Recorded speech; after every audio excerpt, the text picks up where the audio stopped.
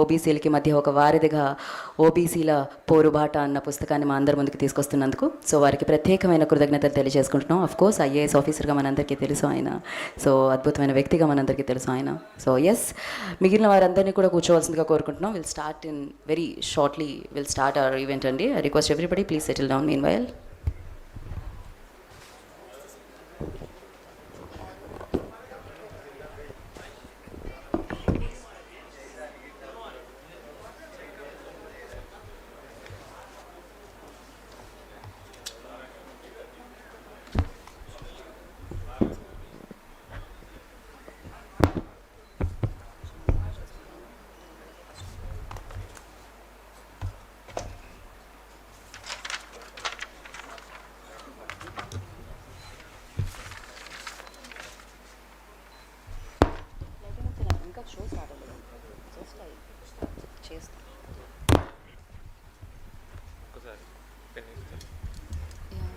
Mic దగ్గరకు వచ్చి ఏం మాట్లాడినా మొత్తం వినపడుతుంది. సో ఇది ఇలానే ఉండాలా? హ్యాండ్ మైక్ లేదా?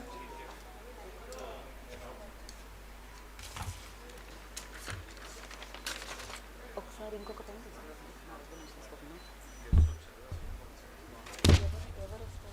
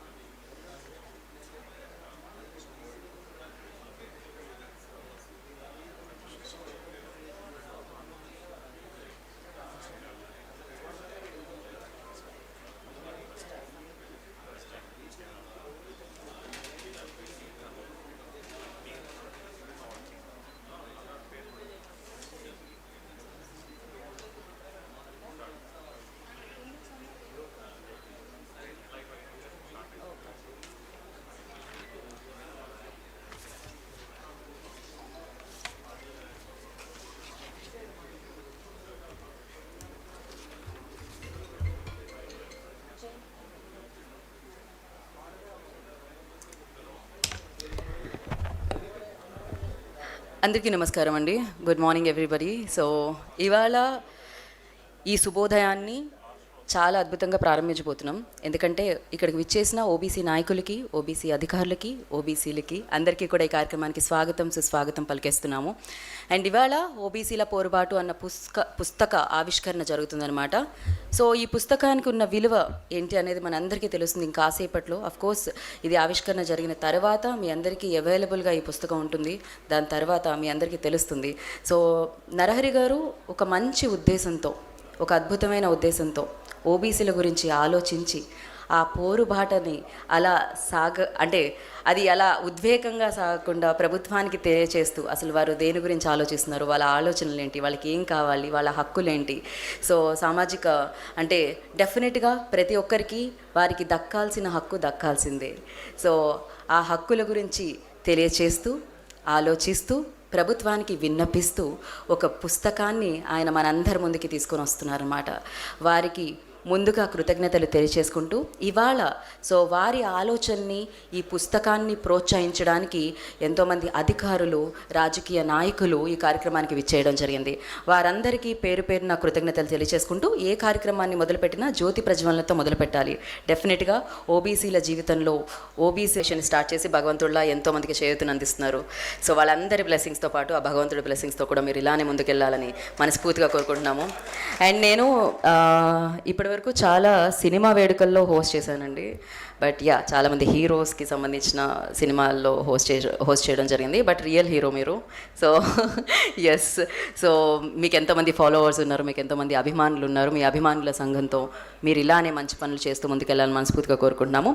మరి వితౌట్ ఫర్దర్ ముందు మన బీసీల లోపల మనకు మనమే నమ్మకం లేకుండా ఉన్నాం కాబట్టి ఆ నమ్మకాన్ని కల్పించుకోవాలి, కాబట్టి ఆ నమ్మకాన్ని మనం నిలబెట్టుకోవాలి. కాబట్టి ముందు ఆ యొక్క సభలను నిర్వహించాం.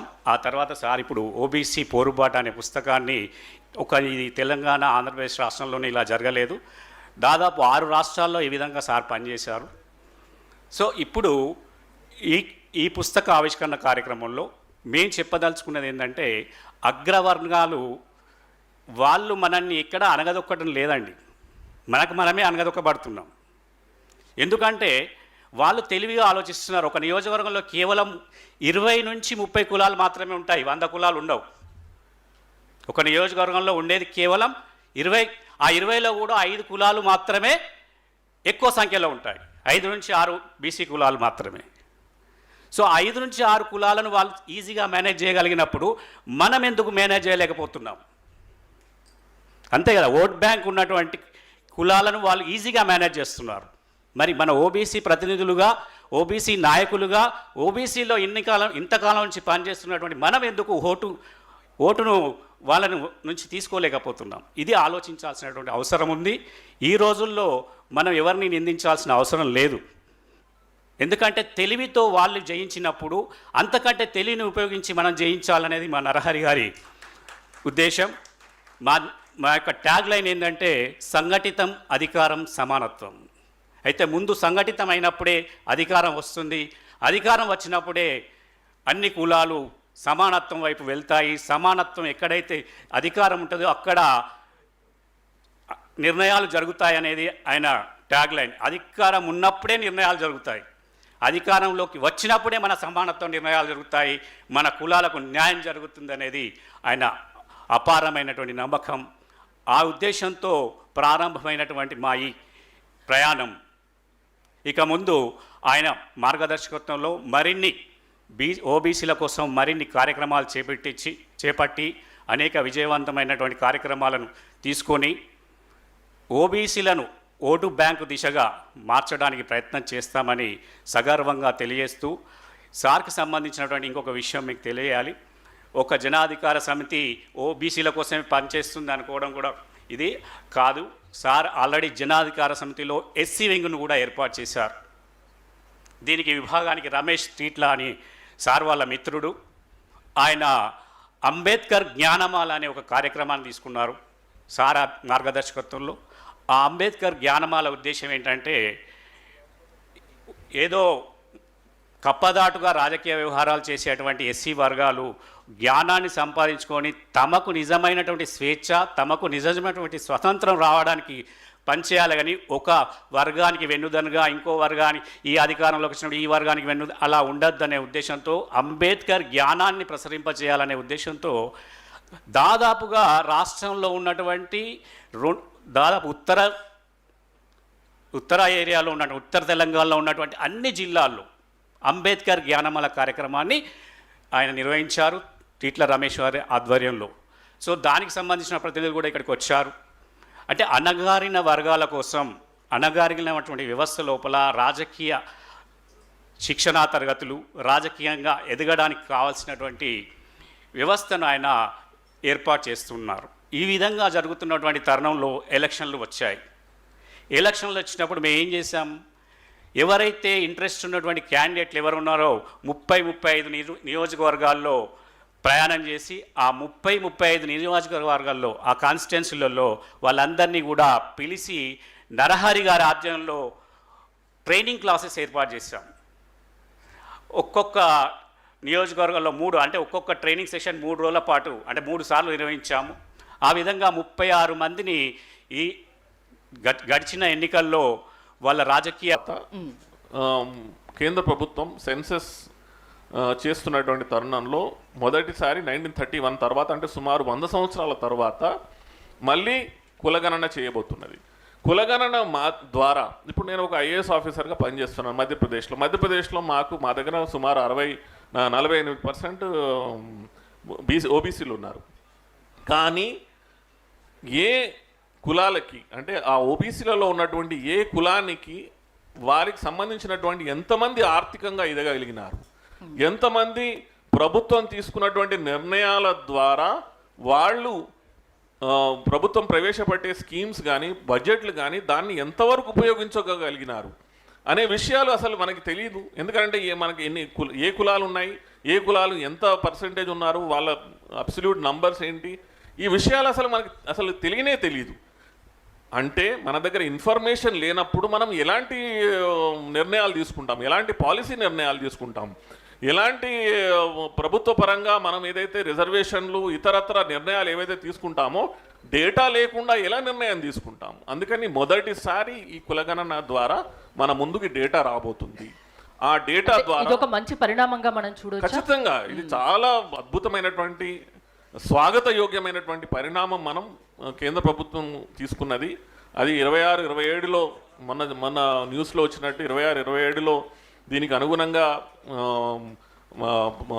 సెన్సస్ జరుగుతుందని చెప్తున్నారు. జరిగినప్పుడు మన దగ్గరికి ఎప్పుడైతే డేటా వస్తుందో ఆ డేటాలో చాలా క్లియర్గా తెలిసిపోతుంది అసలు ఈ గత జరిగినటువంటి 100 సంవత్సరాలలో ప్రభుత్వాలు తీసుకున్నటువంటి నిర్ణయాలు ఎంతవరకు ఏ వర్గాలు దాని ఫలాలు పొందగలిగినారు, ఎంతవరకు దాన్ని ఉపయోగించుకోగలిగినారు, దాని ద్వారా ఎలాంటి నిర్ణయాలు తీసుకుంటే అణగారిన వర్గాలలో నుంచి వచ్చిన వాళ్ళకి మనం న్యాయం చేయగలుగుతాం. సామాజిక న్యాయం అనేది కేవలం ఈ కులగణన ద్వారా జరుగుతుందని నేను అనుకుంటున్నాను.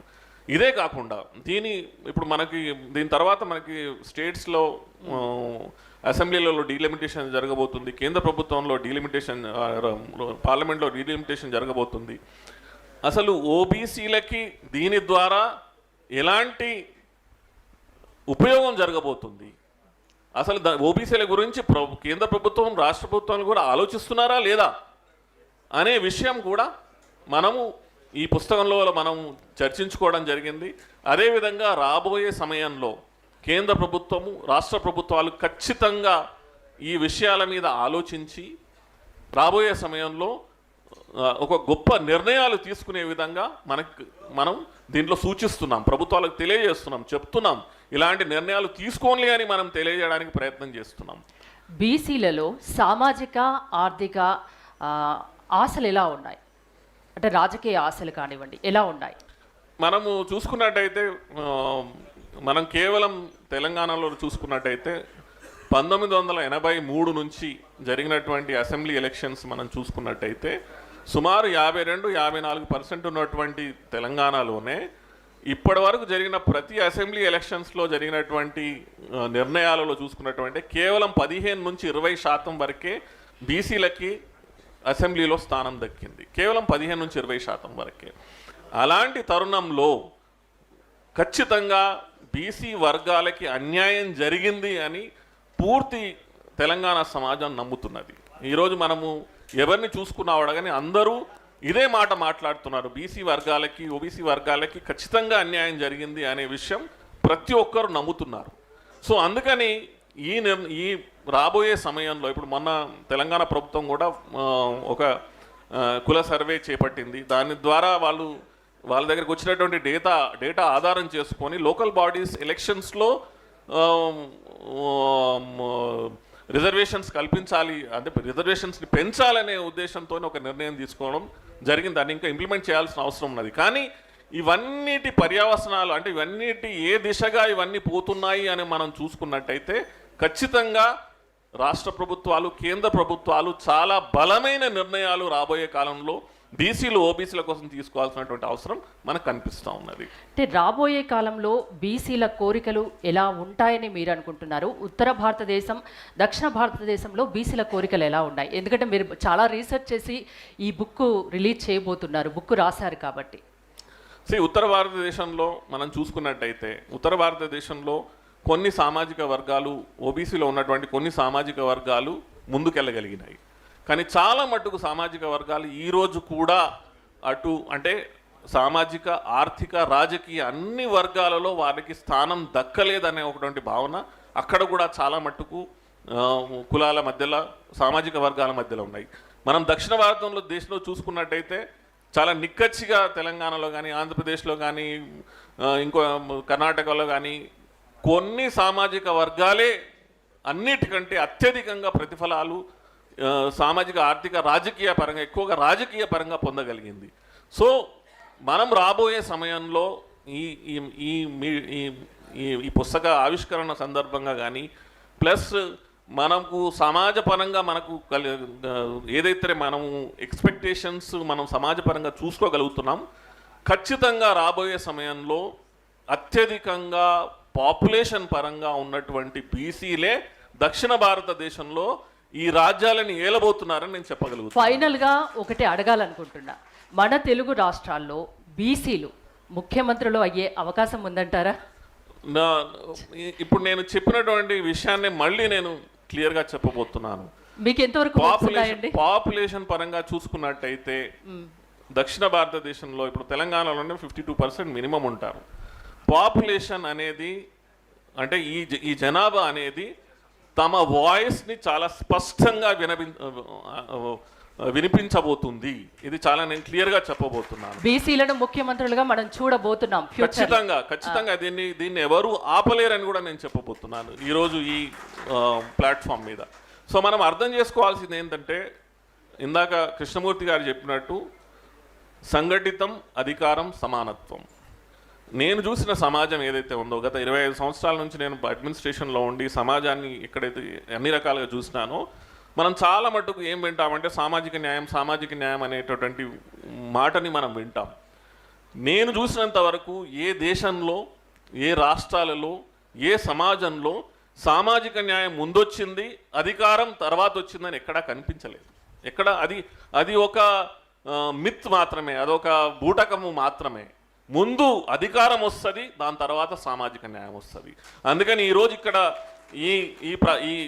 ఈ ప్రాంగణంలో ఉన్న వాళ్ళందరికీ నేను తెలియజేసేది ఏమిటంటే, మనం అందరము సంఘటితం అవ్వాలి, ముందు అధికారాన్ని మన చేతిలోకి తెచ్చుకోవాలి, ఆ తరువాత ఖచ్చితంగా సామాజిక న్యాయం దానంతట అదే వస్తుంది.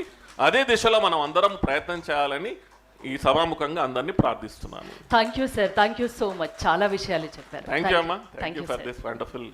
నాకు కూడా ఈ అవకాశం ఇచ్చినందుకు చాలా thanks sir. Thank you. Thank you హరిత గారు, thank you so much. And Narahari గారు కూడా కృతజ్ఞతలు తెలియజేసుకుంటున్నాం.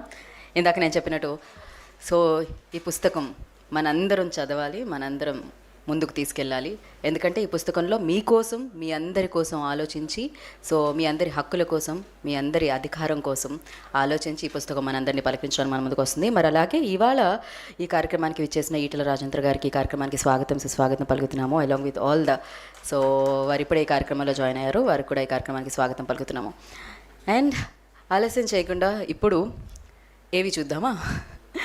ఏవి చూద్దాం అనగానే ప్లే అవ్వాలి. బేసిక్గా డెఫినెట్గా ప్లే అవుతుంది. కాకపోతే ఇందాకే మనం మాట్లాడుకోవడం జరిగిందనమాట. అంటే బేటీ బచావ్ అంటే ఆడపిల్లల గురించి ఆలోచించి ఆయన తీసుకున్న ఇనిషియేటివ్ దగ్గర నుంచి, ఎవరికైతే నీడీ పీపుల్ ఉంటారో వారి కోసం ఎన్జిఓని స్టార్ట్ చేసి వారు అందిస్తున్న సేవల దగ్గర నుంచి, అలాగే ఇవాళ ఓబీసీల గురించి ఆలోచించి ఒక పుస్తకాన్ని మన ముందుకు తీసుకొస్తున్న ఆయన ధైర్యాన్ని మెచ్చుకుంటూ, ఇలా అంటే ప్రతి ఒక్కటి మనుషులకి మనం ఏం చేసాం, మనతో ఉన్న వాళ్ళకి మనం ఏం చేస్తున్నాం, మన వర్గానికి మనం ఏం చేస్తున్నాం అని ఆలోచించి ఒక సదుద్దేశంతో, ఒక మంచి ఉద్దేశంతో, ఒక మానవతా దృక్పథంతో ఆయన సేవల్ని అందిస్తూనే ఉన్నారు.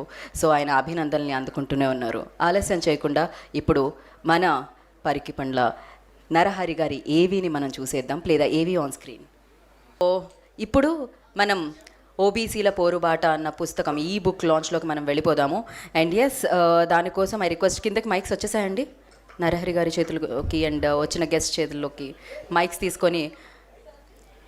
సో ఓబీసీల మనసులో ఎంతో ఆందోళన ఉంది, అలాగే ఎన్నో ప్రశ్నలు ఉన్నాయి. వాటన్నిటికీ సమాధానంగా ఈ పుస్తకం మనందరినీ చేరుకోబోతుందన్నమాట. మరి ఈ పుస్తకాన్ని లాంచ్ చేయవలసిందిగా ఇవాళ ఇక్కడికి విచ్చేసిన అతిథుల్ని, రాజకీయ నాయకుల్ని, ప్రముఖుల్ని మేము కోరుకుంటున్నాం, along with our author like ఈ బుక్ రైటర్. సో ఎస్, మీరు మీ వైపు కెమెరాస్ తిరుగుతాయండి, ప్రజల వద్దకే పాలనలాగా మేము మీ వద్దకే కెమెరాలను తీసుకొస్తున్నాం. మీరు అక్కడి నుంచే పుస్తకం లాంచ్, ఈ బుక్ లాంచ్ అనగానే లాంచ్ అవుతుంది. ఎస్ అండి, అందరూ యూనిటీ అంటూ ఉంటాం మనం, అలాగనే ఇక్కడికి వచ్చిన గెస్టులందరూ యూనిటీతో ఇప్పుడు ఓబీసీల పోరుబాట ఈ బుక్ లాంచ్ అంటే లాంచ్ అయిపోతుంది. సార్ అద్భుతంగా మాట్లాడతారు. ఈటల రాజేంద్ర గారికి చెప్పాలా వీటిని ఒకసారి చెప్పగానే? So over to you sir, please give us clue. ఏ బాధ్యతలో ఉన్నా కొద్దిమంది మాత్రమే సమాజ హితం కోసం ఆలోచిస్తారు. వాళ్ళు ఐఏఎస్లైనా, వాళ్ళు ఐపీఎస్లైనా, రాజకీయ నాయకులైనా, వాళ్ళ అడ్వకేట్ అయినా, డాక్టర్లైనా. అందులో ప్రముఖ పాత్ర పోషిస్తున్నటువంటి మా మిత్రుడు పరికిపల్ల నరహరి గారు మా జిల్లా వాసి. వారు దేశవ్యాప్తంగా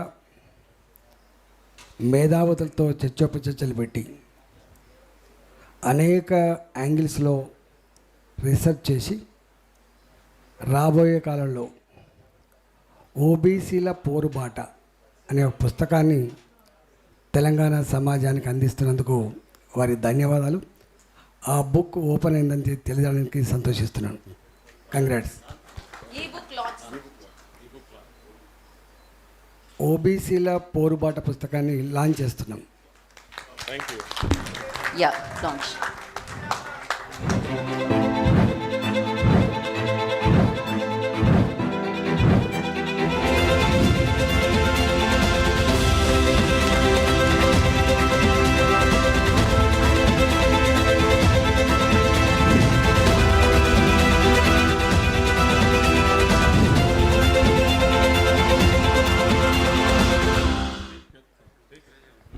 సో మరొకసారి కృతజ్ఞతలు తెలియజేసుకుంటున్నాం ఇవాళ ఈ బుక్ లాంచ్కి విచ్చేసిన వారికి అండ్ అలాగే లాంచ్ చేసిన వారందరికీ కూడా పేరు పేరున. అఫ్ కోర్స్ ఈ పుస్తకం అమెజాన్లో అవైలబుల్గా ఉంది.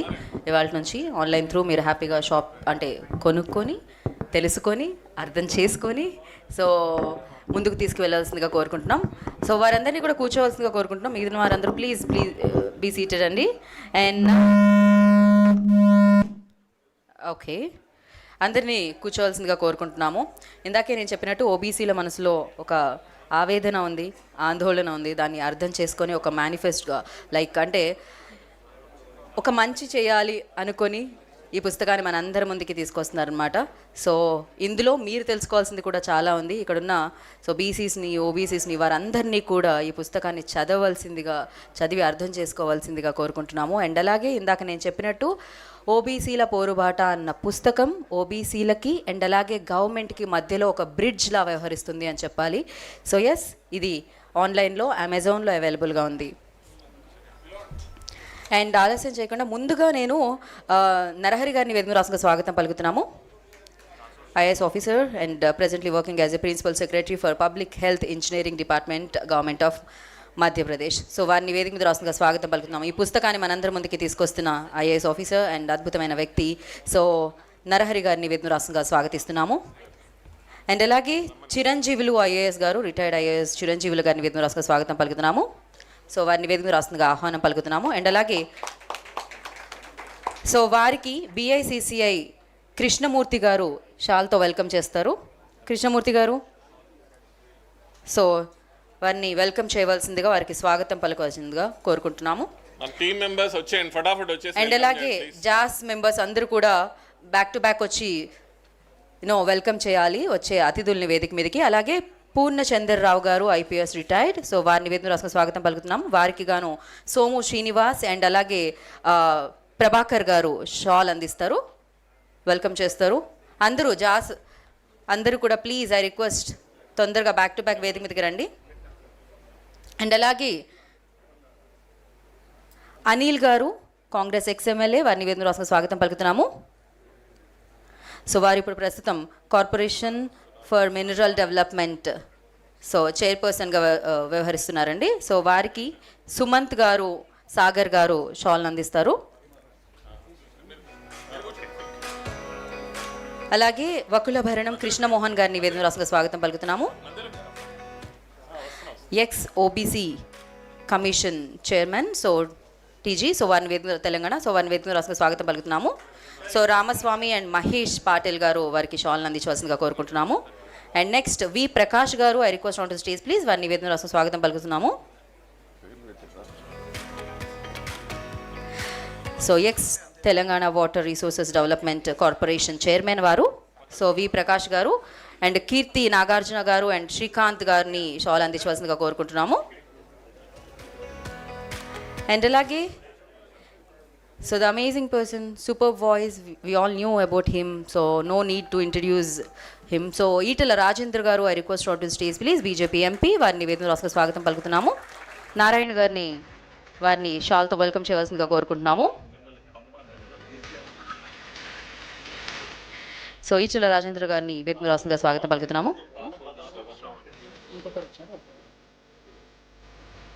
దాసోజు శ్రవణ్ గారు బీఆర్ఎస్ ఎమ్మెల్సీ. సో వారిని వేదిక రాష్ట్ర స్వాగతం పలుకుతున్నాం. వారికి రమేష్ గారు అండ్ అలాగే అయితా శివ గారు, కుమార్ గారు కలిపి షాల్ని అందిస్తారు.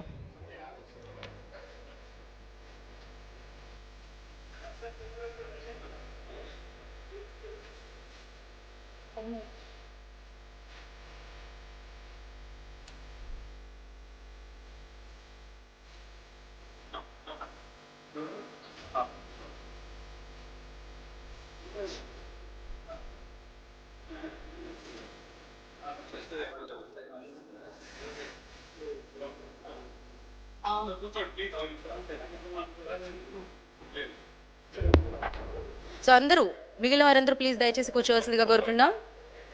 And also co writer so Prithviraj Singh గారిని కూడా వేదిక రాష్ట్రంగా స్వాగతం పలుకుతున్నాము. High court advocate, government of Madhya Pradesh. I request Prithviraj Singh గారు on to the stage please. వారిని కూడా వేదిక రాష్ట్రంగా స్వాగతం పలుకుతున్నాము.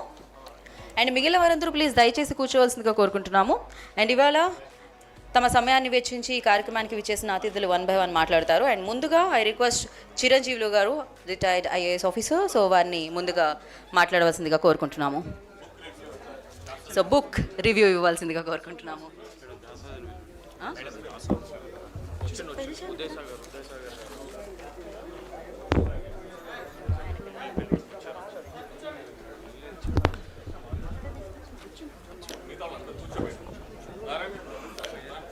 అందరికీ నమస్కారం. ఈనాటి ఈ ఓబీసీ అప్రైజింగ్ అనేటువంటి పుస్తక ఆవిష్కరణకు ముఖ్య అతిథులుగా విచ్చేసినటువంటి గౌరవనీయులు పెద్దలు మల్కాజ్గిరి ఎంపీ మిత్రులు శ్రీ ఈటల రాజేందర్ గారికి, అదేవిధంగా ఈ ఓకే సమయాభావం వల్ల అందరికీ నమస్కారం అని చెప్పమంటున్నారు. సో మరి ఈ కార్యక్రమంలో హాజరైనటువంటి మీ అందరికీ కూడా నా యొక్క నమస్సుమాంజలు. ముఖ్యంగా ఈ పుస్తకాన్ని రివ్యూ చేయమనేటువంటి బాధ్యత నాకు అప్పచెప్పడం జరిగింది. సో అందువలన ఈ పుస్తకాన్ని ఆశాంతం చదవడం కూడా జరిగింది. ఒక్కసారి కాదు 2 సార్లు చదివాను ఏం మాట్లాడాలని. కానీ ఎక్కువ మాట్లాడలేము, ఎందుకంటే ఇక్కడ సమయభావం వలన ఒక 5 to 10 minutes మాత్రమే మాట్లాడి నేను ముగిస్తాను. ముఖ్యంగా బీసీలకు సంబంధించినటువంటి సాహిత్యం అనేది భారతదేశంలో చాలా తక్కువగా ఉంది. ఇవాళ దళిత సాహిత్యం గురించి కానీ స్త్రీవాదం గురించి మాట్లాడితే అనేకమైన పుస్తకాలు వచ్చినాయి, కానీ బీసీల గురించి ఎక్స్ప్లెయిన్ చేస్తూ పుస్తకాలు రాలే. మరి ఈ బీసీల సాహిత్యం ఎందుకు అవసరం అనుకుంటే మనకు ఒక మాట గుర్తుకొస్తుంది, ఒక సిరాచుక్క 1,00,000 మెదళ్ళను కదిలిస్తుంది అన్నాడు కాళోజీ గారు. కాబట్టి ఈ పుస్తకం చదివితే తప్ప ఈ బీసీలు ఎవరు, వీళ్ళ చారిత్రక నేపథ్యం ఏంటి, వీళ్ళు ఏ విధంగా చరిత్రలో నష్టపోయిన్లు, మరి వీళ్ళు ఏ విధంగా ఈరోజు తిరిగి ఆర్గనైజ్ అవుతున్నారు, మరి పోరుబాట పట్టిన్లు అనేటువంటి విషయాలు మనకు అర్థమవుతాయి. సో మరి ఇదొక చిన్న పుస్తకం అని మీరు అనుకోవచ్చేమో, కానీ అది కాదు. వాస్తవానికి ఇది మన ఆత్మగౌరవ గ్రంథం. మనం దీంట్లో చాలా విషయాలు తెలుసుకునేటువంటి మనకు అవకాశం ఉంది. అదేవిధంగా తెలుసుకున్నటువంటి నాలెడ్జ్ను సమాజ సేవకు ఎట్లా ఉపయోగించుకోవాలనేటువంటి ఒక బాట కూడా ఉంది. సో నేను ఎప్పుడు కూడా మన SNDP మూమెంట్ అని అక్కడ కేరళలో ఇజ్వాస్ మూమెంట్ చేసినటువంటి నారాయణ ధర్మగురు ఉన్నారు, వారి మాటలు వింటూ ఉంటాను ఎప్పుడు. ఏంటంటే వారు ఏం చెప్తారంటే విద్య ద్వారా మనిషికి స్వేచ్ఛ వస్తుంది, ఫ్రీడమ్ వస్తుంది ఎడ్యుకేషన్ ద్వారా. సో మరి పుస్తకాలు చదివితే మనకు ఈ స్వేచ్ఛ, స్వాతంత్రాలు, సమానత్వం, సౌభ్రాతృత్వం అనేటువంటివి మనకు అర్థమవుతాయి. ఇంగ్లీష్ ఎడ్యుకేషన్ పుణ్యమా అని మనకు ఈ కాన్సెప్ట్స్ అన్ని కూడా రావడం జరిగింది. లేకపోతే మన మనోభావంలో ఉన్నట్టయితే మనుధర్మంలో పురుష సూక్తం ఏం చెప్పింది, ఋగ్వేదంలో నోట్లో నుంచి బ్రాహ్మణులు పుట్టిన్లు, బాహువుల నుంచి క్షత్రియులు పుట్టిన్లు, ఊరువుల నుంచి వైశ్యులు పుట్టారు, పాదాల నుంచి శూద్రులు పుట్టారు అన్నాడు. సో వర్ణ వ్యవస్థ మొదటి నుంచి కూడా శూద్రులు అనేటువంటి వాళ్ళను అణిచివేసింది. అతిశూద్రులు అనే వాళ్ళు వర్ణ వ్యవస్థలో లేరు. మరి వాళ్ళకేమిచ్చింది, బ్రాహ్మణులకేమో విద్యా విజ్ఞానం ఇచ్చింది, క్షత్రియులకేమో రాజరికము అధికారం ఇచ్చింది, వైశ్యులకు వచ్చేస్తే ఐశ్వర్యం ఇచ్చింది, వ్యాపారం ఇచ్చింది.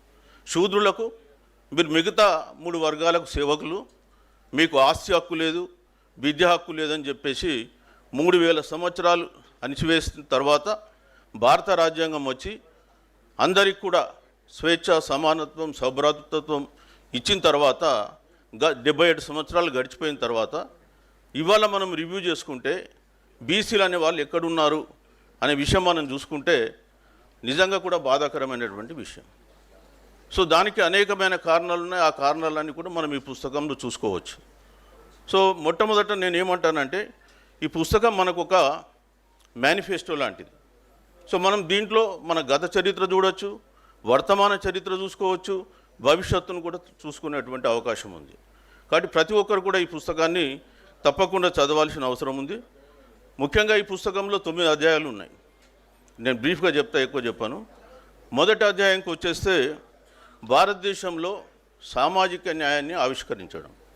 అంటే ఈ సామాజిక న్యాయం అనే కాన్సెప్టు ఇండియాలో ఎట్లా వచ్చింది, మరి అనాదిగా వేదకాలంలో శూద్రుల పరిస్థితి ఏంటి, అతిశూద్రుల పరిస్థితి ఏంటి, అక్కడి నుంచి మధ్యయుగంలో ఏమొచ్చింది, అదేవిధంగా బ్రిటిషర్స్ వచ్చిన తర్వాత ఏమొచ్చింది. ఈ సామాజిక న్యాయం అనే కాన్సెప్ట్ అంతా కూడా ఇంగ్లీష్ ఎడ్యుకేషన్ ద్వారా ఎట్లా వచ్చిందని ఏఓఆర్ చెప్పమ్మా. ఇవ్వండి. ఓకే, ఇంకా ఎవరన్నా ఉంటే పిలవకపోతే మన్నించాల్సిందే కోరుతూ మరి ఆర్గనైజర్స్ పిలుస్తారు. నేను ఇప్పుడు ఇందులో ఈ పుస్తకం గురించి పరిచయం చేస్తున్నాను. ఇందులో రెండో అంశం ఏంటంటే బీసీల సాంస్కృతిక విశ్లేషణ. ఈ కల్చరల్గా బీసీలలో ఎట్లాంటి డిఫరెన్సెస్ ఉన్నాయి. సో మరి బీసీలన్నీ కూడా ఇవాళ మన రాష్ట్రంలో కూడా 134 గుర్తించినటువంటి బీసీ కులాలు ఉన్నాయి. ఈ కులాలన్నీ కూడా ఒకటే లెవెల్లో లేవు. కొన్ని కులాలు వ్యవసాయ ఉత్పత్తి కులాలు ఉన్నాయి, కొన్నేమో చేతి వృత్తి కులాలు ఉన్నాయి, కొన్ని సేవా కులాలు ఉన్నాయి, కొన్నేమో ఆశ్రిత కులాలు ఉన్నాయి, కొన్ని ఈవెన్ అడుక్కునే కులాలు కూడా ఉన్నాయి. సో ఈ విధంగా డిఫరెంట్ కల్చర్ ఉంది. అయితే ప్రతి కులానికి ఒక ప్రత్యేకమైన కల్చర్ ఉంది. ఆ కల్చర్ను వారు ఇక్కడ విశ్లేషించడం జరిగింది. ముఖ్యంగా బీసీలు ఎవరు, వీరిని ఎట్లా గుర్తించాలి అనేటువంటి విషయం కూడా ఇందులో రాయడం జరిగింది. ముఖ్యంగా మీరు చూస్తే భారత రాజ్యాంగం బీసీలు అంటే బ్యాక్వర్డ్ క్లాసెస్ అని చెప్పింది, కానీ బ్యాక్వర్డ్ క్యాస్ట్ అనలే. షెడ్యూల్ కులాలకు వస్తే షెడ్యూల్డ్ క్యాస్ట్లు అన్నారు, షెడ్యూల్డ్ ట్రైబ్స్ అన్నారు. కానీ భారత రాజ్యాంగం బ్యాక్వర్డ్ క్లాసెస్ అంది. బ్యాక్వర్డ్ క్లాస్ అంటే క్యాస్ట్లే కాదు, ఈవెన్ స్త్రీలు కూడా బ్యాక్వర్డ్ క్లాస్ అవుతారు. అదేవిధంగా ఇతర మతాల వాళ్ళు ఉన్న వాళ్ళు కూడా బ్యాక్వర్డ్ క్లాస్లోకే వస్తారు. కాబట్టి భారత రాజ్యాంగం ఈ నిర్వచించిన బ్యాక్వర్డ్ క్లాసెస్ ఎవరని గుర్తించడానికి ఆర్టికల్ 340 ద్వారా కాకా కాలేకర్ కమిషన్ మొట్టమొదట నెహ్రూ గారు 1953లో అంబేద్కర్ డిమాండ్కు పెట్టడం జరిగింది, వారి డిమాండ్ మేరకు. సో అంబేద్కర్ గారు 1951లో రిజైన్ చేస్తూ ఆ రిజైన్ చేసిన లెటర్ రెండో అంశమే మీరు ఇమీడియట్గా బీసీలకు మనం అన్యాయం చేసినాం, వాళ్ళు ఎవరో గుర్తించాలి, మీరు కమిషన్ పెట్టమంటే 1953లో కాకా కాలేకర్ కమిషన్ పెట్టడం జరిగింది. ఆ కమిషన్ రిపోర్ట్ ఇచ్చింది 2399 కులాలు గుర్తించి. ఆ తర్వాత కమిషన్ పార్లమెంట్లో పెట్టకుండానే రిజెక్ట్ చేయడం జరిగింది. 1961లో రాష్ట్రాలకు మీరు బీసీల సంగతి మీరే చూసుకోండి, కేంద్రంకు సంబంధం లేదని చెప్పి లెటర్ రాశారు. ఆ తర్వాత బీసీ కమిషన్ గురించి ఎవరు మాట్లాడలే. 1977లో జనతా గవర్నమెంట్ వచ్చిన తర్వాత ఆ జనతా గవర్నమెంట్లో ఉన్నటువంటి కర్పూర్ ఠాకూర్ కానీ, ములాయం సింగ్ యాదవ్ కానీ, చరణ్ సింగ్ కానీ, చంద్రజిత్ యాదవ్ కానీ, వీళ్ళందరూ కూడా, శరత్ యాదవ్, వీళ్ళంతా మొరార్జీ దేశాయ్ మీద ప్రెషర్ పెట్టి రెండవ మండల్ కమిషన్ ఏర్పాటు చేయడం జరిగింది. ఆ మండల్ కమిషన్ రికమెండేషన్ 1980లో ఇస్తే మళ్ళీ దాన్ని మూలకు పడేశారు. ఆ తర్వాత 1990లో మళ్ళీ విపి సింగ్ గారు వచ్చిన తర్వాత శరద్ యాదవ్ మెడ మీద కత్తి పెట్టి దాన్ని అమలు చేయించాడు. చాలామందికి తెలియదు విపి సింగ్ చేశాడని. కాదు, ఆ రోజు శరద్ యాదవ్ తనకు అప్పుడు ఉన్నటువంటి పార్లమెంట్లో విపి సింగ్ ఉన్నటువంటి జనతాదళ్కు 157 సీట్లు ఉన్నట్టున్నాయి. అందులో ఈయనకు సంబంధించి దాదాపు 50 సీట్లు ఉన్నాయి. మొట్టమొదటిసారిగా భారతదేశంలో అటు బీజేపీ అదేవిధంగా ఇటు కమ్యూనిస్టులు కూడా సపోర్ట్ చేసిన గవర్నమెంట్ విపి సింగ్. అప్పుడు శరత్ యాదవ్, నువ్వు నాకు ఇమ్మీడియట్గా మండల్ కమిషన్ ఇంప్లిమెంట్ చేస్తావా లేదా ఆగస్టు 10th రోజు అప్పుడు ఉన్నటువంటి దేవిలాల్ జంతర్ మంతర్ దగ్గర ఒక ధర్నా పెట్టిండు. ఈయన ఎందుకంటే ఆయన మంత్రివర్గం నుంచి తీసేసిండు. నేను అందులో కలిసేసి నీ గవర్నమెంట్ పడగొడతా, నీకు ఆగస్టు 15th రోజు నువ్వు రెడ్ ఫోర్ట్లో జెండా ఎగురవేయలేవని చెప్పిండు. ఆ దెబ్బకు ఆగస్టు 6th రోజు క్యాబినెట్ మీటింగ్ పెట్టి ఓన్లీ ఉద్యోగాలలో 7th రోజు యాక్సెప్ట్ చేస్తూ జీవో ఇచ్చారు.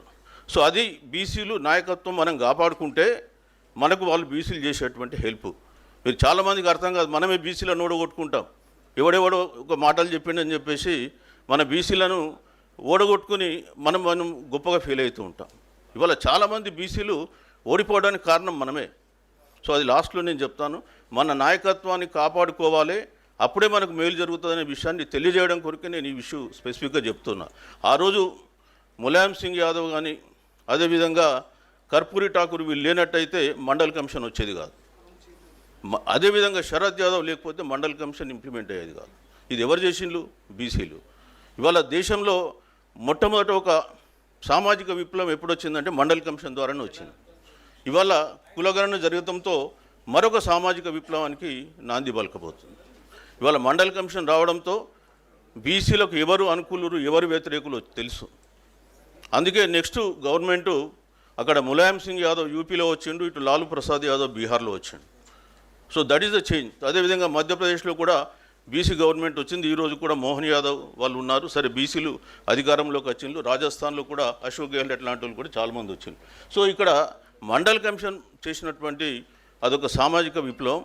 విద్యా ఉద్యోగాలలో ఈరోజు కూడా చూస్తే మండల్ కమిషన్ వచ్చి దాదాపు 93 నుంచి అమలవుతుంది. యాక్చువల్లీ 92లో ఇందిరా సహాని జడ్జిమెంట్ వచ్చింది. ఆ తర్వాత 93 నుంచి అమలవుతుంది. ఈ 93 నుంచి అమలంటే దాదాపు మనకిప్పుడు 17 + 25 42 సంవత్సరాలు. అయితే ఈరోజు కూడా చూస్తే కేంద్ర ప్రభుత్వ ఉద్యోగాలలో కేటగిరీ ఏబి ఉద్యోగాలలో మనం 14% మించలే. కేటగిరీ సిడి ఉద్యోగాలలో కూడా 22-23% మించలే. 27% ఇవ్వాల్సినటువంటి రిజర్వేషన్లలో కూడా మనకు లేదు.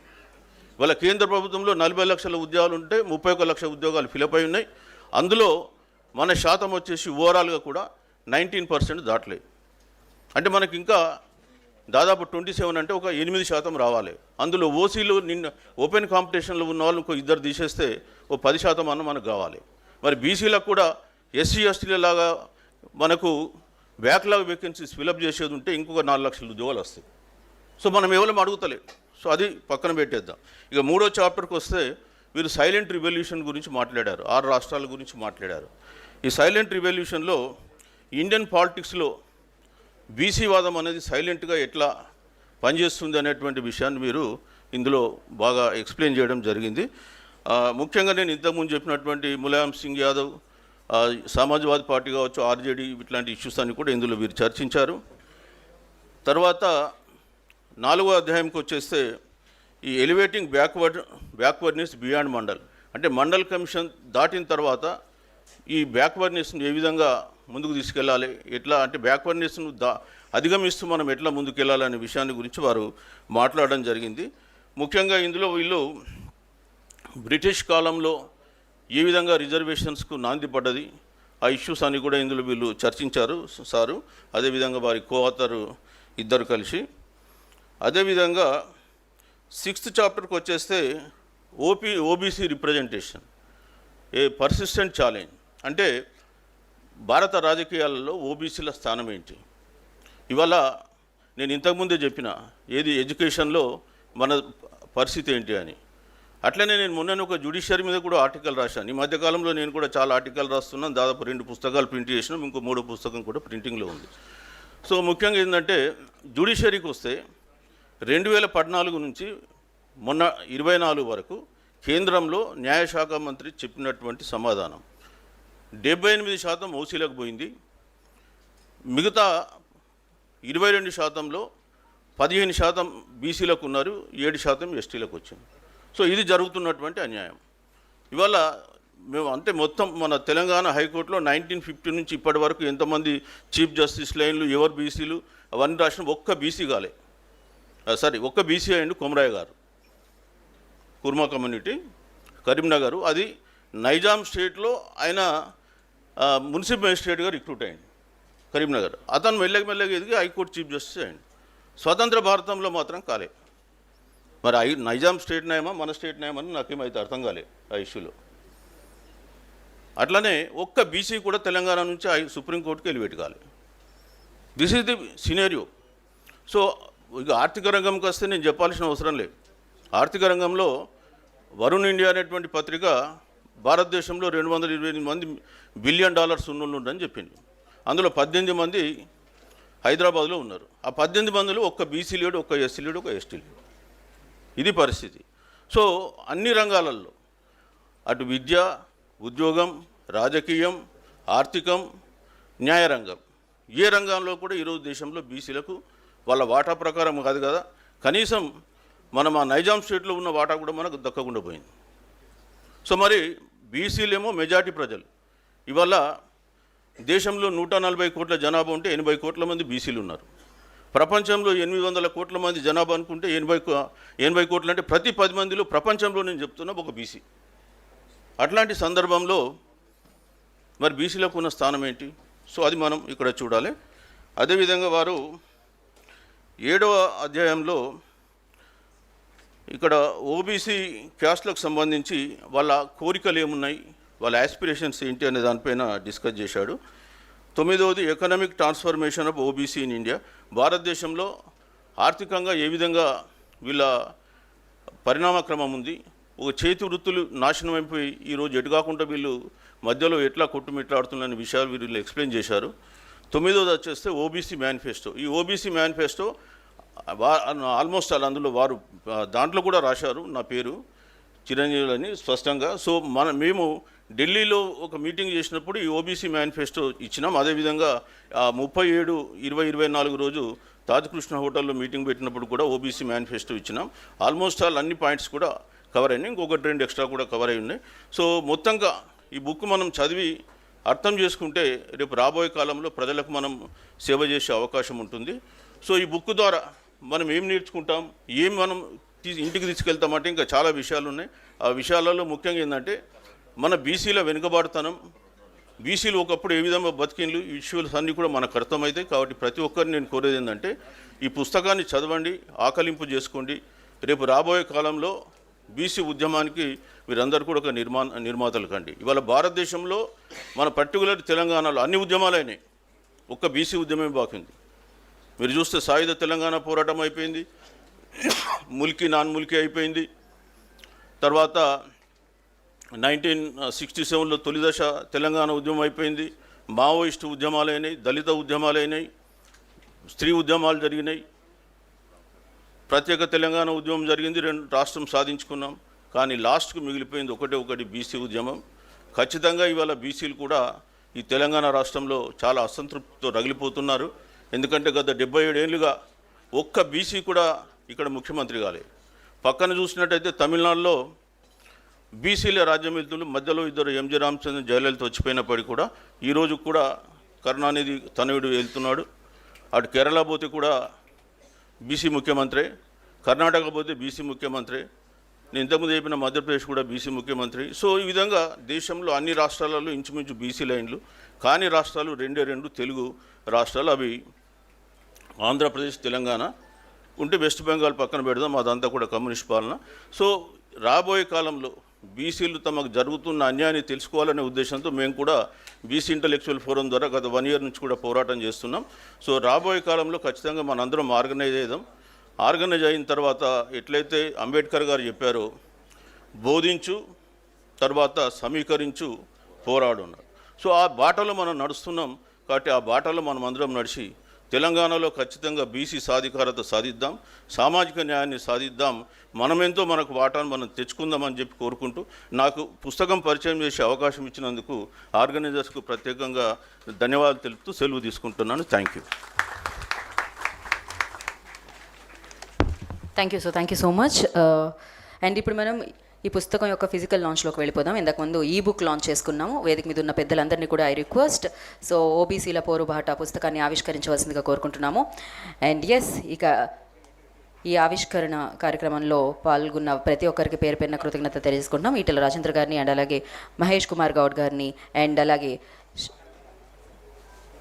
శ్రవణ్ గారిని, అండ్ అద్దంకి దయాకర్ గారిని, వి ప్రకాష్ గారిని, కృష్ణమోహన్ గారిని, ఒకలభరణం కృష్ణమోహన్ గారిని, అండ్ అలాగే అనిల్ గారిని, శ్రీనివాస్ గౌడ్ గారిని, పూర్ణచంద్రరావు గారిని, చిరంజీవులు గారిని పార్టిసిపేట్ చేయవలసిందిగా కోరుకుంటున్నాం. అలాగే ఉదయ్ సాగర్ గారిని కూడా పార్టిసిపేట్ చేయవలసిందిగా కోరుకుంటున్నాం.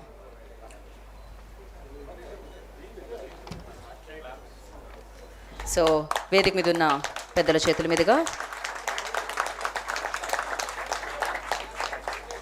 ఈ పుస్తక ఆవిష్కరణ అనేది జరుగుతుంది. ఓబీసీల పోరుబాట. సో ఇందాక చెప్పినట్టు ఓబీసీల మనసులో ఎన్నో ప్రశ్నలు ఉన్నాయి. ఆ ప్రశ్నలకి సమాధానంగా సో మన హక్కులు తెలుసుకునే ఒక అద్భుతమైన పుస్తకాన్ని ఆవిష్కరణ జరుగుతుంది. సో వారి ఆవేదనని ఆందోళనని అర్థం చేసుకొని ఈ పుస్తకాన్ని మీ అందరి కోసం రాయడం జరిగింది.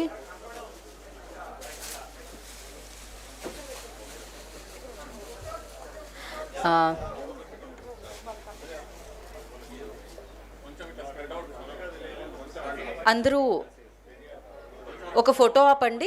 ఫోటో ఆప్ ఐ రిక్వెస్ట్ అందరు కొంచెం బ్యాకే ఉండండి.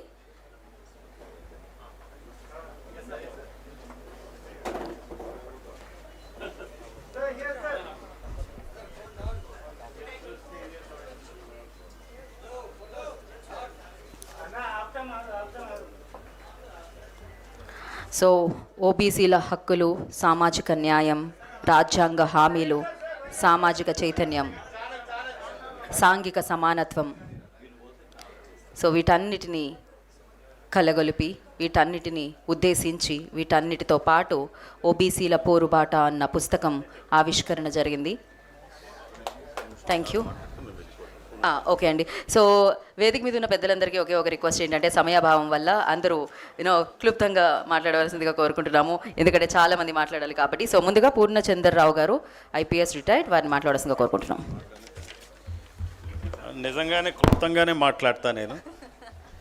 సో వేదికను అలంకరించిన పెద్దలందరికీ శుభాభివందనాలు. అలాగే ఈ ఆహ్వానించినటువంటి వచ్చినటువంటి బీసీ సోదరులకి మరి ఇతర బహుజన మిత్రులందరికీ కూడా శుభాభివందనాలు. అయితే ఈరోజు చాలా మంచి కార్యక్రమం. సర్వీస్లో ఉండంగానే మరి నరహరి గారు ఇటువంటి బుక్ రాయటం అనేది చాలా ఆశ్చర్యకరం, ఆనందకరమైన విషయం.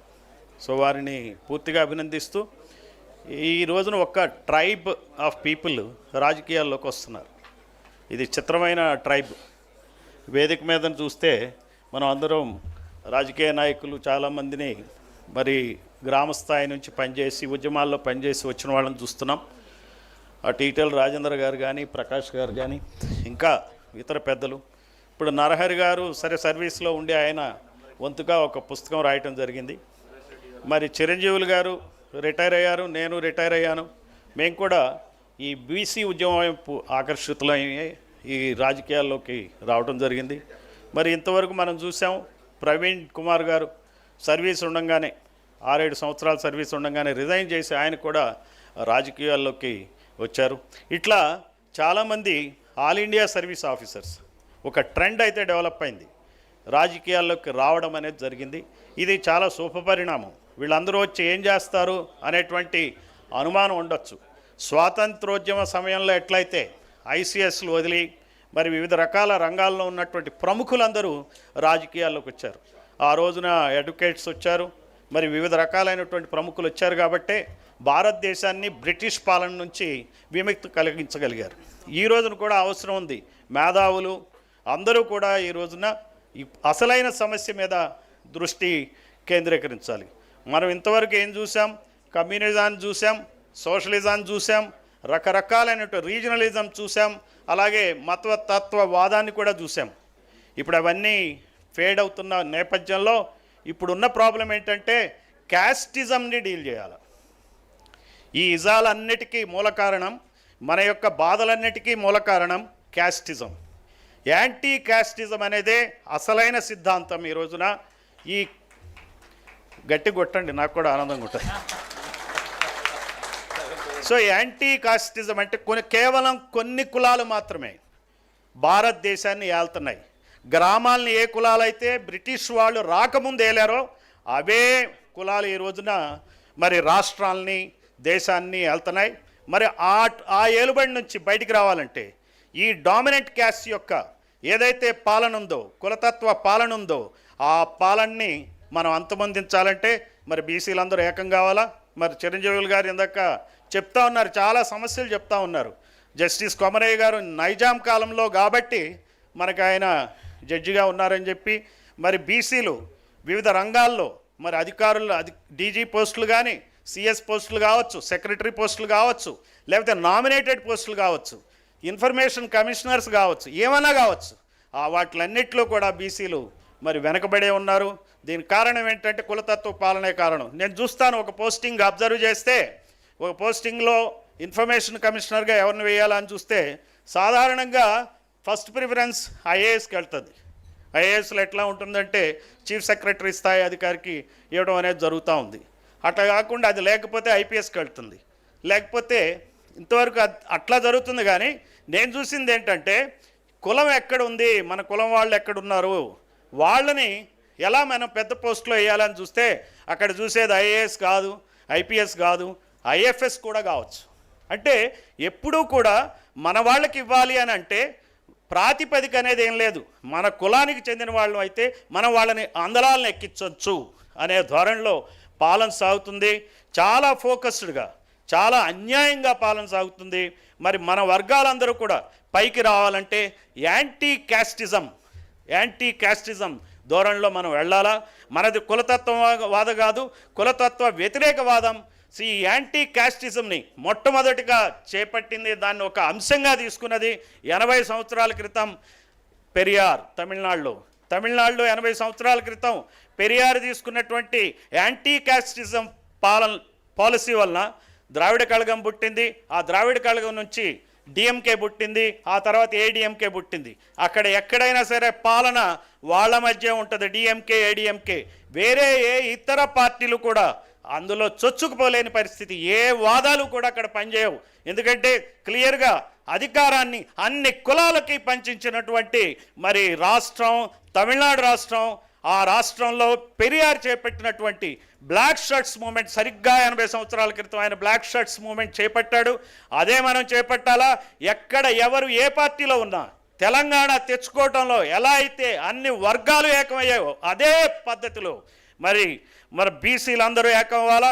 మీరు ఎవరన్నా కావచ్చు, నల్ల చొక్కాలు వేసుకెళ్ళండి, నల్ల చొక్కాలు వేసుకుని నిరసన తెలియజేయండి, సమస్యలు ఖచ్చితంగా సాల్వ్ అవుతాయి. ఇది నా మార్గం కాదు, పెరియార్ మార్గం. పెరియార్ మార్గంలో కనుక హైదరాబాద్ నుంచి కనుక మొదలైతే తెలుగు రాష్ట్రాలు మొత్తం కూడా ఈ ఉద్యమ ప్రభావంతో మరి ఈ క్యాస్టిక్ ఫోర్సెస్ని అణిచివేస్తాయని చెప్పి మీకు తెలియజేస్తూ మరి అవకాశాన్ని ఇచ్చినందుకు ధన్యవాదాలు. Thank you very much.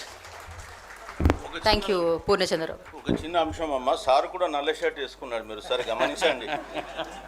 అది చెప్పడం కాదు, ఆయన పాటిస్తున్నాడు కూడా.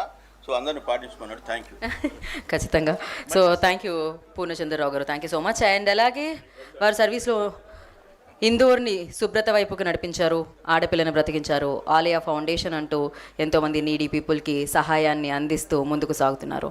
అండ్ ఇప్పుడు ఓబీసీల మనసులో ఉన్న బాధని అర్థం చేసుకొని సో వాళ్ళని అభివృద్ధి వైపుకి, అధికారం వైపుకి నడిపించడానికి ఓబీసీల పోరుబాట అన్న ఒక పుస్తకాన్ని మనందరి ముందుకి తీసుకొస్తున్నారు. ఆలస్యం చేయకుండా పరిక్పండ్ల నరహరి గారిని మాట్లాడవలసిందిగా కోరుకుంటున్నాం.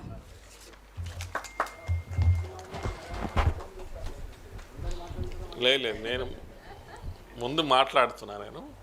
నాకు తెలుసు మీరు మాట్లాడి వెళ్ళిపోతారని, అందుకే నేనే ముందు మాట్లాడుతున్నాను. అందరికీ నమస్కారం. ఈరోజు ఓబీసీల పోరుబాట అనే పుస్తక ఆవిష్కరణ కార్యక్రమానికి వచ్చేసినటువంటి పెద్దలందరికీ పేరు పేరున ధన్యవాదాలతో, ముఖ్యంగా ఈటల రాజేందర్ అన్న, మహేష్ కుమార్ గౌడ్ అన్న, వక్లాభరణం గారు, దాసోజు శ్రవణ్ గారు, అద్దంకి దయాకర్ గారు, జాజల శ్రీనివాస్ గారు, అనిల్ ఇరావత్రి గారు, చిరంజీవులు సార్ ఇప్పుడు వెళ్ళిపోయినారు, పూర్ణచంద్రరావు సార్, ఇక్కడ ఉన్నటువంటి కాశీనాథ్ గారు, మిగతా పెద్దలందరూ, మరి సభా ప్రాంగణంలో ముందున్న వాళ్ళందరికీ నమస్కారాలతో ఒకసారి పృథ్వీరాజ్ ఆజం చాలామంది గత ఈ పుస్తకం వచ్చినప్పటి నుంచి పృథ్వీరాజ్ ఎవరు అని అడుగుతున్నారు. ఈయన పృథ్వీరాజు, ఈయన అడ్వకేట్. నాతో పాటు 5-6 పుస్తకాలు రాసినారు. నాది ఒక రీసెర్చ్ టీం ఉంది. నేను గత 24-25 సంవత్సరాల అడ్మినిస్ట్రేటివ్ జీవితంలో ఒక 11 పుస్తకాలు రాసిన, దాంట్లో ఇది నాకు 11వ పుస్తకం. అందరికీ ఓకే అనిపిస్తే ఇక్కడ స్టేజ్ మీద మీరు చూసినట్టయితే మన తెలంగాణ సంబంధించినటువంటి 3 రాజకీయ పార్టీల దురంధరులు ఇక్కడ కూర్చున్నారు.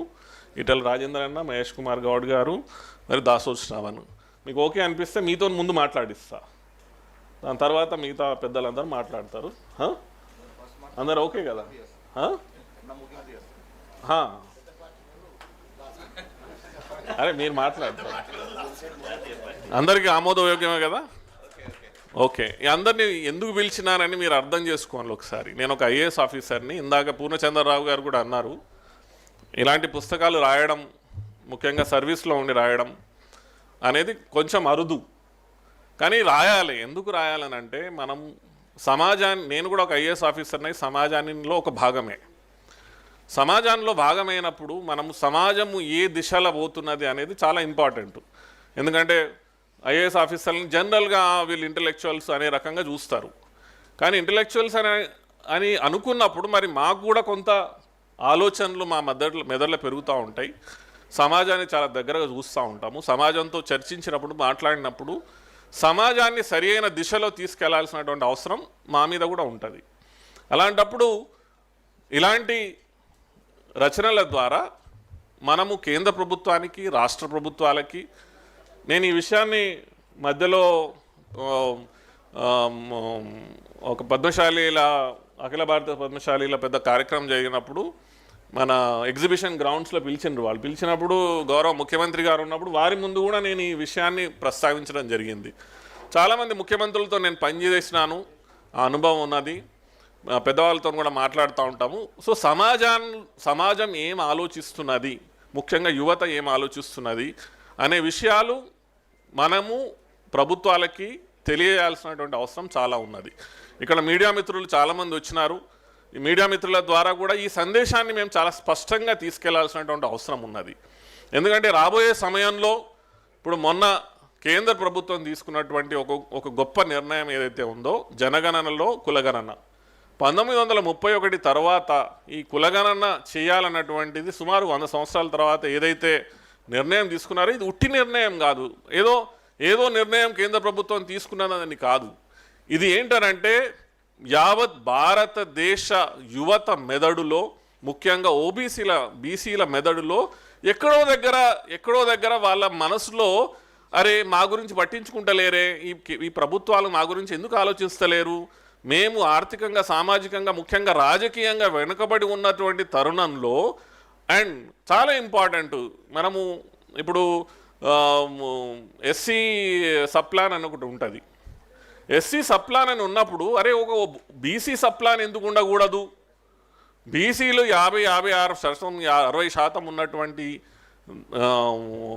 పాపులేషన్లా మా గురించి కనీసం ఆ బడ్జెట్ ఎందుకు కేటాయించరు అంటే ఇది చాలా స్పష్టంగా మనం అన్ని ప్రభుత్వాలలో చూస్తాం. ఏంటంటే ఒకటి బీసీ కమిషన్ అని, బీసీ కమిషనరేట్ అని ఒకటి ఉంటుంది. వాళ్ళకి ఒక బీసీ సంబంధించినటువంటి కొన్ని 2-3 స్కీమ్లు తయారు చేస్తారు. ఏంటి, ఉద్యోగ అవకాశాలు, సెల్ఫ్ ఎంప్లాయ్మెంట్ సంబంధించినవి. తూతూ మంత్రంగా ప్రభుత్వాలు అక్కడ బడ్జెట్ కేటాయించడం తప్పితే వాస్తవంగా అసలు ఆ బడ్జెట్లు ఉపయోగమే జరగదు. సో ఇవన్నీ ఎవరు చూస్తలేరా అంటే అందరు చూస్తాను, అందరు కళ్ళు పూసుకుంటాను, అందరు చూస్తున్నారు, ఎవరు మాట్లాడేటువంటిది మనం కనిపించడం లేదు. సో ఈ విషయాలు మెల్లమెల్లగా ఏమైతాయనంటే, అది అంటే మంచి దట్టమైనటువంటి చెట్టు లోపటే పురుగులు తినుకుంటా పోతే ఏమవుతుంది, ఆ చెట్టు ఒక రోజు కుప్పగూలిపోతుంది. అదేవిధంగా ఈరోజు సమాజంలో కూడా బీసీలు, ఓబీసీలు ఏదైతే ఆలోచనలు చేస్తున్నారో, లోపల రగిలిపోతున్నారో, లోపల ఆ బాధని తమలో పెట్టుకొని ముందుకు పోతున్నారో, దాన్ని ఎక్కడో దగ్గర వ్యక్తపరచాల్సినటువంటి అవసరం మనందరికీ ఉన్నది. అందుకే ఈరోజు 3 పార్టీలకు సంబంధించినటువంటి Congress party, BJP party, TRS party, అదేవిధంగా మన సమాజానికి సంబంధించినటువంటి ఆలోచన పరులైనటువంటి వి ప్రకాష్ లాంటి వాళ్ళు, వకలాభరణం గారు, జాజుల శ్రీనివాస్ గారు, వీళ్ళందరినీ మనం పిలిచి ఈ డిస్కషన్ చెయ్యాలి, మనం చర్చించాలి. మనం చర్చించకుండా ఏమవుతుందిలే, ఇది చర్చించాల్సిన అవసరమా, దీని గురించి ఎవరైనా పట్టించుకోరా అని అంటే, ప్రజలలో, ఓబీసీలలో, బీసీలలో, బీసీ యువతలో ముఖ్యంగా ఆత్మ న్యూనతాభావం అత్యధికంగా పెరిగిపోతుంది. ఆత్మ న్యూనతాభావం పెరిగినప్పుడు అసలే మనది తెలంగాణ లాంటిది ఎమోషనల్ సమాజం, మనది చాలా ఎమోషనల్ సమాజం. మనం లోపటనే, ఇప్పుడు సిరిసిల్ల ఉన్నదనుకోండి, ఇప్పుడు సిరిసిల్లాకు సంబంధించినటువంటి విషయం నేను ఇక్కడ ప్రస్తావిస్తా. సిరిసిల్లలో ఉన్నటువంటి పందశాలి సామాజిక వర్గం ఏదైతే ఉన్నదో అక్కడ ఆత్మహత్యలు జనరల్గా మనం ఎప్పుడు బాగా వినుకుంటూ వచ్చేది. ఈ మధ్య కొంచెం తగ్గిపోయింది కానీ బాగా జరిగేటి. సో అక్కడ నేను అదే సామాజిక వర్గానికి సంబంధించిన వాడిని అయ్యి అక్కడికి పోయి మాట్లాడినప్పుడు అసలు ఫ్యామిలీ వాళ్ళకు కూడా తెలియదు ఆయన లోపల ఇంత గుమిలిపోతాడా, అసలు ఆయన ఇంత బాధల్లో ఉన్నాడా అని మాకే తెలియదని వాళ్ళ వైఫ్ కానీ పిల్లలు కానీ చెప్తారు. సో ఈ బీసీలు ఎట్లాంటి వాళ్ళంటే కుల వృత్తులు చేతి వృత్తులు చేసుకునే వాళ్ళు పొద్దు నుంచి రాత్రి దానిక పని చేసుకొని తమ కుటుంబాన్ని ఏ విధంగా సాదుకోవాలనే ఆలోచనే ఉంటుంది తప్పితే మిగతా ఆలోచన ఉండదు. కానీ లోపల ఎలా కుమిలిపోతారనంటే అసలు మమ్మల్ని ప్రభుత్వాలు పట్టించుకోవట్లేదు, మనల్ని అసలు అధికారులు పట్టించుకోవట్లేదు, మనకు ఉన్నటువంటి నాయకులు పట్టించుకుంటలేరు అనేటువంటి ఈ ఆత్మ న్యూనతావాదం లోపల పెరిగి పెరిగి పెరిగి అది ఏదో ఒక రోజు బ్లాస్ట్ అవుతుంది. అలాంటి పరిస్థితులు కాకుండా చూసుకోవడం చాలా ఇంపార్టెంట్. అందుకని ఈరోజు తెలంగాణలో జరిగినటువంటి ఆ కుల సర్వేనా, లేకపోతే ఇతర ప్రదేశాల్లో జరిగినటువంటి ఇతర స్టేట్లలో జరుగుతున్నటువంటి కుల సర్వేలా, లేకపోతే కేంద్ర ప్రభుత్వం తీసుకున్నటువంటి నిర్ణయం ఏదో కుల గణన సంబంధించినటువంటి నిర్ణయాలు, ఇవన్నీ మనం దీన్ని స్వాగతించి దీన్ని కరెక్ట్ డైరెక్షన్లో కూడా తీసుకుపోవాలి. ఇది చాలామందికి ఏమనిపిస్తుంది అంటే ఇవాళ కులగణన జరుగుతుంది, ఇక రేపు కులగణన జరిగినాక వెంటనే మొత్తం 50% ఉన్న రిజర్వేషన్ తీసుకుపోయి 65% చేస్తారు, 70% చేస్తారు. అసలు జనరల్ కాస్ట్ వాళ్ళు ఈ దేశంలో ఉండాలా లేదా అనేటువంటి అపోహలు, అనవసరమైనటువంటి మాటలు సృష్టించడం కూడా జరుగుతూ ఉన్నది. అందుకని సమాజానికి కరెక్ట్ డైరెక్షన్ చెప్పడం కూడా అవసరం. ఎందుకంటే మీరు స్పేస్ ఇస్తారా, స్పేస్ గుంజుకోవడం జరుగుతుందా, స్పేస్ లాక్కోవడం జరుగుతుందా, ఆ స్పేస్ని ఇంకెవరన్నా వచ్చి ఆక్యుపై చేసుకోవడం జరుగుతుందా, ఇవన్నిటి మధ్యలో ఎక్కడో దగ్గర చర్చలు జరగాల్సినటువంటి అవసరం ఉన్నది. కాబట్టి ఆ దిశలో ఈ పుస్తక ఆలోచన రావడం, దీని గురించి ప్రయత్నాలు చేసి దీంట్లో ఉన్న సబ్జెక్ట్ని దీంట్లో దింపడం జరిగింది. కాబట్టి మీరందరూ దీన్ని స్వాగతిస్తారని ఆలోచిస్తూ, ముఖ్యంగా ఎవరైతే మన ప్రభుత్వాలలో ఉన్నటువంటి ముఖ్యులు ఉన్నారో వాళ్ళ దృష్టికి తీసుకెళ్లాల్సిన అవసరం చాలా ఇంపార్టెంట్గా ఉన్నది. ఎందుకంటే నిర్ణయాలు తీసుకుంటారు, రేపు కమిషన్లు వేసి ఇతర రకాలుగా నిర్ణయాలు తీసుకునే దగ్గర వాటి కరెక్ట్ వ్యక్తుల దగ్గర దృష్టికి తీసుకెళ్తారనే ఉద్దేశంతో మనం అందరినీ పిలిచి దీని డిస్కషన్ చేయడం జరుగుతూ ఉంది. మీరందరూ ఈరోజు ఈ కార్యక్రమానికి వచ్చి ఈ కార్యక్రమాన్ని పాల్గొని దీన్ని విజయవంతం చేయడానికి ప్రయత్నించినందుకు మీ అందరికీ పేరు పేరున ధన్యవాదాలతో, ముఖ్యంగా స్టేజ్ పైనటువంటి పెద్దలందరూ చాలామంది ఇక్కడికి వచ్చినారు. మీ అందరికీ మరొక్కసారి ధన్యవాదాలు తెలియజేసుకుంటూ, జై భీమ్, జై ఫూలే. థ్యాంక్ యూ నరహరి గారు, thank you so much. And next okay, so next I request Shravan గారిని మాట్లాడాల్సిందిగా కోరుకుంటున్నాము, బీఆర్ఎస్ ఎమ్మెల్సీ. సో వారిని వేదిక మీద ఉన్న వారిని మైక్ దగ్గరికి రావాల్సిందిగా కోరుకుంటున్నాము. దాసోజు శ్రవణ్ గారు మాట్లాడతారు ఇప్పుడు. మేమంతా మాట్లాడినాక మీరు ప్రతిస్పందన చెప్పండి. ఇంతేనమ్మా ఇది? అంతే అండి.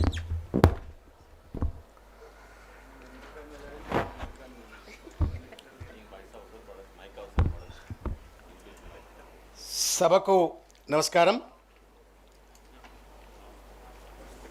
ఓబీసీల పోరుబాట అనేటువంటి అత్యవసరమైన అద్భుతమైనటువంటి ఈ పుస్తక ఆవిష్కరణ సందర్భంగా వేదికపైకి విచ్చేసినటువంటి బహుజన అతిరథ మహారథ నాయకులందరికీ పేరు పేరున హృదయపూర్వకంగా నమస్కారాలు. అదేవిధంగా ఈ సమావేశంలో ఉన్నటువంటి బహుజన బంధువులందరికీ కూడా పేరు పేరున హృదయపూర్వకంగా నమస్కారం. టైం లేదు కాబట్టి నేను ఎవరి పేర్లు కూడా తీసుకోలేదు, క్షమించాలా అని చెప్పని కోరుతా ఉన్నాను. నరహరి గారికి ముందుగా, అదేవిధంగా పృథ్వీరాజ్ సింగ్ గారికి హృదయపూర్వకంగా నేను శుభాభినందనలు తెలియజేస్తూ ఉన్నాను. This is the most essential book and also an emergency book. ఒక పక్కన దేశవ్యాప్తంగా తెలంగాణలో కూడా బహుజన వాదం బలపడుతూ బహుజనుల ఉద్యమం ముందుకొస్తున్నటువంటి ఒక తరుణంలో సిద్ధాంతపరమైనటువంటి ఒక దార్శనికత ఇవ్వడం కోసం కావచ్చు, లేకపోతే సమాజంలో బీసీల పట్ల ఉన్నటువంటి ఒక అసమానతలను ఎత్తి చూపేందుకోసం కావచ్చు రాసినటువంటి ఒక అద్భుతమైన పుస్తకం. చూడటానికి చిన్నగా ఉంది, బుల్లెట్ లెక్క, కానీ తప్పనిసరిగా ఇది ఒక విస్ఫోటనం తప్పనిసరిగా సమాజంలో కలుగజేస్తుందని చెప్పని నేను భావిస్తూ ఉన్నాను. అద్భుతంగా రాసినారు. లాస్ట్లో వారు ఇచ్చినటువంటి ఒక ఫైండింగ్స్ ఏదైతే ఉన్నాయో, వే ఫార్వర్డ్ అని ఏదైతే చెప్పినారో, caste census and different stages of interventions needed ఏదైతే చెప్పినారో, అవి తప్పనిసరిగా బహుజనుల ఉద్యమానికి ఒక మార్గదర్శకంగా ఉంటుంది అని చెప్పని భావిస్తూ వారికి నేను హృదయపూర్వకంగా, వారిద్దరికీ కూడా రచయితలకు చప్పట్లతో వారికి హృదయపూర్వకంగా ధన్యవాదాలు తెలియజేయాలని చెప్పి కోరుతా ఉన్నాను. ఇది ఆషామాషి ఎఫర్ట్ కాదు. చాలామంది పెద్దలు రిటైర్డ్ అయిన వాళ్ళు ఎవరైనా ఉంటే ఏమనుకోకరి, it's not about taking a dig. సర్వీస్లో ఉన్నప్పుడు బహుజనుల గురించి కావచ్చు, దళితవాదం గురించి మాట్లాడంటే చాలామందికి భయం అవుతుంది. ఏమంటారో, పైన వాళ్ళు ఏమంటారో, లేకపోతే ఆఫీసర్లు ఏమంటారో, లేదా రాజకీయ బాసులు ఏమంటారో అని చెప్పని ఎవరు మాట్లాడరు. కానీ దమ్ము ధైర్యం ఉన్నటువంటి ఒక వ్యక్తి నరహరి గారు, బాగా దమ్ము ధైర్యం ఉన్నటువంటి వ్యక్తి. నాకు ఈ పుస్తకంతో పరిచయం కాదు, అంతకుముందు కూడా వారి పోస్టింగ్లు, వారి రాతలు చూసి చాలా ఇన్స్పైర్ అయ్యేవాడిని. ఐఏఎస్ ఆఫీసర్ ఏంది గింత బోల్డ్గా రాస్తాడు అని చెప్పని నేనే ఒకసారి నెంబర్ తీసుకొని ఫోన్ చేసి మరీ మాట్లాడినా కొన్ని ఏళ్ల కింద. Then I sought information and inspiration from him. I really thank you sir. మీరు మాకు మార్గదర్శనం చేస్తున్నందుకు మీ హృదయపూర్వకంగా ధన్యవాదం. అయితే 2-3 విషయాలు నేను మీ ముందుకు పంచుకునేటువంటి ఒక ప్రయత్నం చేస్తాను.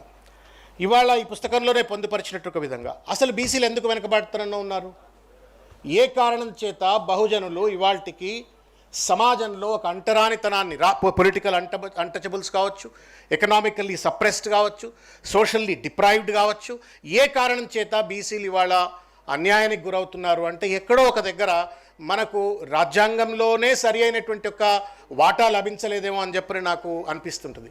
కాబట్టి ఇవాళ మన పోరంతా కూడా రాజ్యాంగ సవరణ దిశగా, అదేవిధంగా రాజ్యాంగాన్ని సవరించాలంటే అవసరమైనటువంటి ఒక చట్టసభల్లో ప్రాతినిధ్యం దిశగా మనం పోరాటం చేయవలసిన అవసరం ఉంది అని చెప్పని నేను భావిస్తూ ఉన్నాను. అనేక సందర్భాల్లో మన పెద్దలు, ఉద్యమకారులు, చాలామంది వేదిక పైన ఉన్నటువంటి వాళ్ళు, we are all confined for small goals and small ambitions. ఈ మధ్య కాలంలో కులగణన పేరు మీద కావచ్చు, చట్టసభల్లో ప్రాతినిధ్యం కావాలని చెప్పని ఢిల్లీలో ఇక్కడ అక్కడ జరిగినప్పటికి కూడా తరతరాలుగా, దాదాపు స్వాతంత్రం వచ్చి ఇన్ని ఏళ్ళు అయిన తర్వాత కులగణన చేయించుకోవడానికి కూడా మనం సిద్ధంగా లేము, చేయడానికి సిద్ధంగా లేనట్టు ఒక పాలక వర్గాలు ఉన్నట్టు తరుణంలో మన ఉద్యమాలన్నీ కూడా స్కాలర్షిప్ల కోసమో, లేకపోతే కాలేజీల అడ్మిషన్ల కోసమో, ఇంకా చిన్న చిన్న వాటి పట్ల పోయింది తప్ప మూలం, అంబేద్కర్ గారు అంటారు, the master key of the development is political power అని చెప్పని. దాని దిశగా కనుక 70 ఏళ్ల కిందనే కనుక మనం మూమెంట్ మొదలుపెట్టుంటే ఇవాళ దాదాపు మనం ఎంతో మనకంతా అన్నట్టుగా అటు పార్లమెంట్లో కానీ, శాసనసభలో కానీ, బడ్జెట్లో కానీ అన్నిట్లో కూడా మనకు సమానమైన వాటా లభించి ఉండేది. కాబట్టి the perspective with which we have to run the show or the movement అనేటువంటిది తప్పనిసరిగా మనం రీథింక్ చేసుకోవాలా, రీఓరియంట్ చేసుకోవాలని చెప్పని నేను భావిస్తూ ఉన్నాను. బీసీలం, ఓట్లేసే యంత్రాలం, పొలిటికల్ అన్టచబుల్స్, ఇవాళ ఉద్యోగాలలో అన్యాయం ఈ పుస్తకంలో చెప్పినారు. Public sector companies, central universities, central institutes, government of India, ప్రతి దగ్గర కూడా మనకు దాదాపు 10-12% కంటే ఎక్కువ దాటకుండా ఇవాళ బ్యాక్లాగ్ పోస్టులు అని చెప్పని ఏళ్ల తరబడి పట్టేస్తారు. మన పాలక వర్గాలకు మనకు సంబంధించిన వర్గాలు పార్లమెంట్లో, అసెంబ్లీలో అడిగితే అరణ్య రోజుల లెక్క పక్కన పెట్టేస్తున్నట్టు ఒక పరిస్థితి. ఉద్యోగాల్లో అన్యాయం, బడ్జెట్ కేటాయింపుల్లో అన్యాయం, బ్యాంకులలో పోతే 90% of the banking lending happens only to the upper classes or the forward classes, but the backward క్లాసెస్కు, మిగతా మన వర్గాలకు బ్యాంకుల్లో కూడా అన్యాయం, పరిశ్రమల్లో అన్యాయం, ఆఖరికి న్యాయ వ్యవస్థలో కూడా అన్యాయం. ఎక్కడైతే న్యాయం జరగాలో ఆ వ్యవస్థలో కూడా బీసీలను ఇవాళ అణగదొక్కబడుతున్నటువంటి ఒక అన్యాయం ఇవాళ స్పష్టంగా చూస్తూ ఉన్నాం. చాలాసార్లు ఈ చర్చ పెట్టినప్పుడు సోకాల్డ్ ఎలీట్స్ అంటుంటారు, ఏందా ఊకే కులం గురించి మాట్లాడతారు, బీసీలను మాట్లాడతారు. నువ్వు కులం పేరు మీద వివక్ష చేయకపోతే నేను కులపరమైనటువంటి ఒక వాటా కావాలనో, రిజర్వేషన్ కావాలని అడుగా.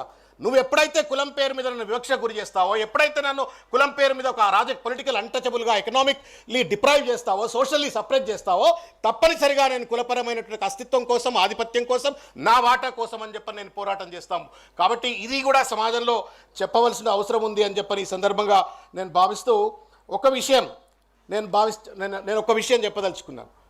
చాలాసార్లు మనం whenever we talk about reservations అనగానే అదేదో మెరిట్ ఎవరిదో సొత్తు అయినట్టుగా ఇవాళ చాలామంది రిజర్వేషన్స్ గురించి ఎందుకు మాట్లాడతారు, పాలిటిక్స్లో కానీ, బ్యాంకుల్లో కానీ, లేదా ఉద్యోగాల్లో కానీ ఎందుకు మాట్లాడతారు అని చెప్పని మాట్లాడుతూ ఉంటారు.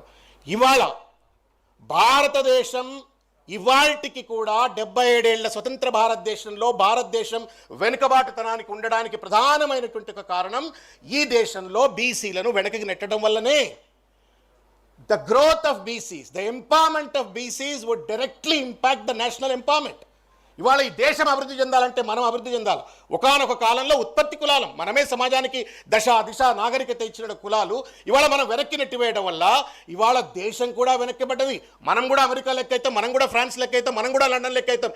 ఎప్పుడైతే మన వర్గాల వాళ్లకు సముచితమైనటువంటి ఒక న్యాయం, మన వర్గాల వారికి బడ్జెట్లో కావచ్చు, లేకపోతే అన్ని రంగాల్లో కావచ్చు సముచితమైనటువంటి ఒక వాటా లభించినప్పుడు తప్పనిసరిగా దేశం దిశలో పోతుంది. కాబట్టి today when we're sitting here and then demanding for the empowerment of BCs, we are not asking for the empowerment of our classes. We are asking as a nation that if the nation wants to grow, we also must grow అనేటువంటి ఒక నినాదాన్ని ముందుకు తీసుకెళ్లాలని చెప్పి నేను కోరుతా ఉన్నాను. After all they will also release. నేను మన ఈ మధ్యకాలంలో ఏదో సెమినార్కి పోయినా, అదేదో ఎలీట్ స్టూడెంట్ సెమినార్. వాళ్ళు ఏదో మాటల రిజర్వేషన్ల గురించి మాట్లాడుతూ why would we need to have reservations in the system అంటే నేను ఒక అడిగిందో ఆడపిల్ల, చూడమ్మా భారత స్వాతంత్రం వచ్చినాడు ఆడోళ్ళకి రిజర్వేషన్ లేవు, ఇవాళ 50% రిజర్వేషన్లు అన్ని కాలేజీలలో ఉన్నాయి, అన్ని ఉద్యోగాల్లో ఉన్నాయి. Just imagine if there would been no reservation for the women, ఆడవాళ్ళు కూడా వెనకపోయి ఉండేవాళ్ళు కదా. అదేవిధంగా ఇవాళకి కూడా 70%, 60-70% ఉన్నటువంటి ఒక బహుజనులకు ఇవాళకి రిజర్వేషన్లు ఇవ్వకపోవడంతో, సముచితమైన వాటా లభించకపోవడంతో ఇవాళ మనం దేశం వెనుకబడతా ఉంది. కాబట్టి దయచేసి నేషనల్ పర్స్పెక్టివ్లో చూడండి, ఒక కులపరమైన ఒక పర్స్పెక్టివ్లో చూడొద్దు అనే ఒక మెసేజ్ను తీసుకెళ్లే ఒక ప్రయత్నం చేసినాను. నేను చివరిగా ఒక విషయం చెప్పదలుచుకున్నాను. కులగణనకు సంబంధించి 77 ఏళ్ళు గొర్రెలను, బర్రెలను, చేపలను అనేక లెక్క పెట్టినారు.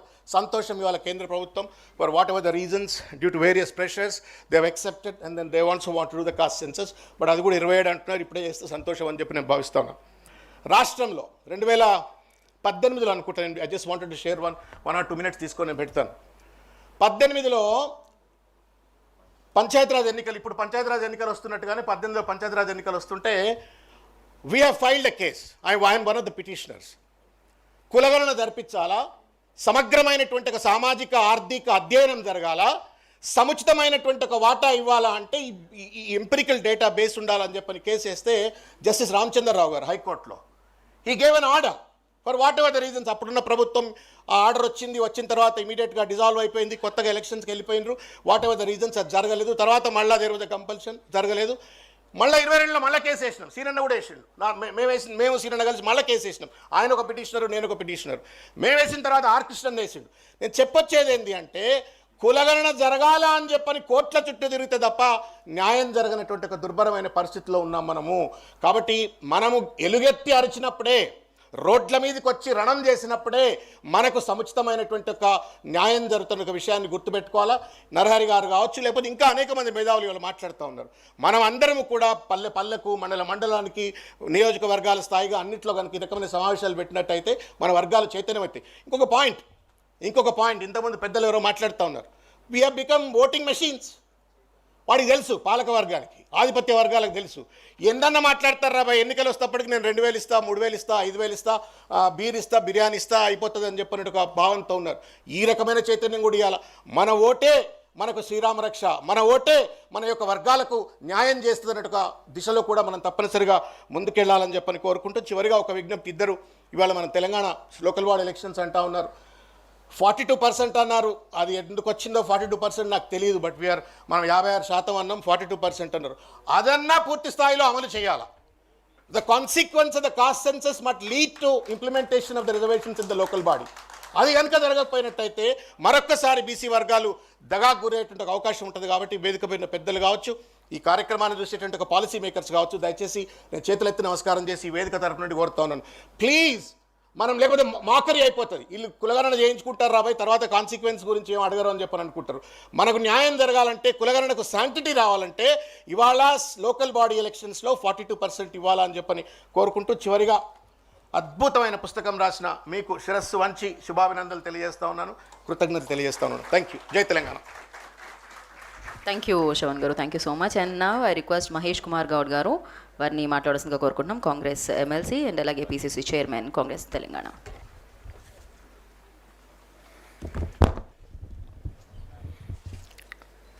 అందరికీ నమస్కారం. వేదిక పైన పెద్దలందరికీ, వేదిక ముందున్నట్టు పెద్దలందరికీ, సోదరమ్మలకి, పాత్రికేయులకి. నరహరి గారిని నేను మధ్యప్రదేశ్లో మా మీటింగ్ అని మొదటిసారి కలవడం జరిగింది. వారితో గంటన్నర సేపు మాట్లాడడం జరిగింది. I really appreciate, congratulate you. మిత్రుడు శ్రవణ్ గారు చెప్పినట్టుగా పదవిలో ఉన్నప్పుడు ఇలాంటి సాహసం చేయడం చాలా అరుదు. ఆ అరుదైన వ్యక్తుల్లో మీరు చేరిపోయినారు. మీకు ధన్యవాదములు. బీసీల విషయానికి వచ్చినప్పుడు చాలా లోతుగా అధ్యయాలు జరిగినటువంటి సందర్భం. 1953లో కాకా కలేకర్ కమిషన్ మొదలుకొని 79లో మండల్ కమిషన్, తర్వాత రోహిణి కమిషన్ చాలా అధ్యయనాలు చేశాయి. చాలా వాస్తవాలకు బయటకు తీసుకొచ్చినాయి. కొంతమేరకు విజయం కూడా సాధించగలిగినాం ఈ కమిషన్ల వల్ల. రోజులు మారాయి. గతంలో మిత్రులు చెప్పినట్టుగా మనందరినీ కూడా ఓటు సాధనాలుగా మనతో ఓటు వేయించుకొని ఏదో ఒక రకంగా ప్రలోభపెట్టి ఓట్లు వేయించుకొని వాళ్ళు రాజ్యాధికారినటువంటి సందర్భాలు. ఇప్పుడు బీసీలు ఎన్లైటన్ అవుతూ ఉన్నారు, చదువుకుంటూ ఉన్నారు, తెలివి వచ్చింది. మా వాటా ఏది, మాకు మా వాటా కావాలని అడిగే స్థాయికి చేరినారు. దానికి మనందరం కూడా సంతోషించాల్సిన అవసరం ఉన్నది. ఈ 2-3 సంవత్సరాల్లో చాలా కీలక మార్పులు జరిగినాయి.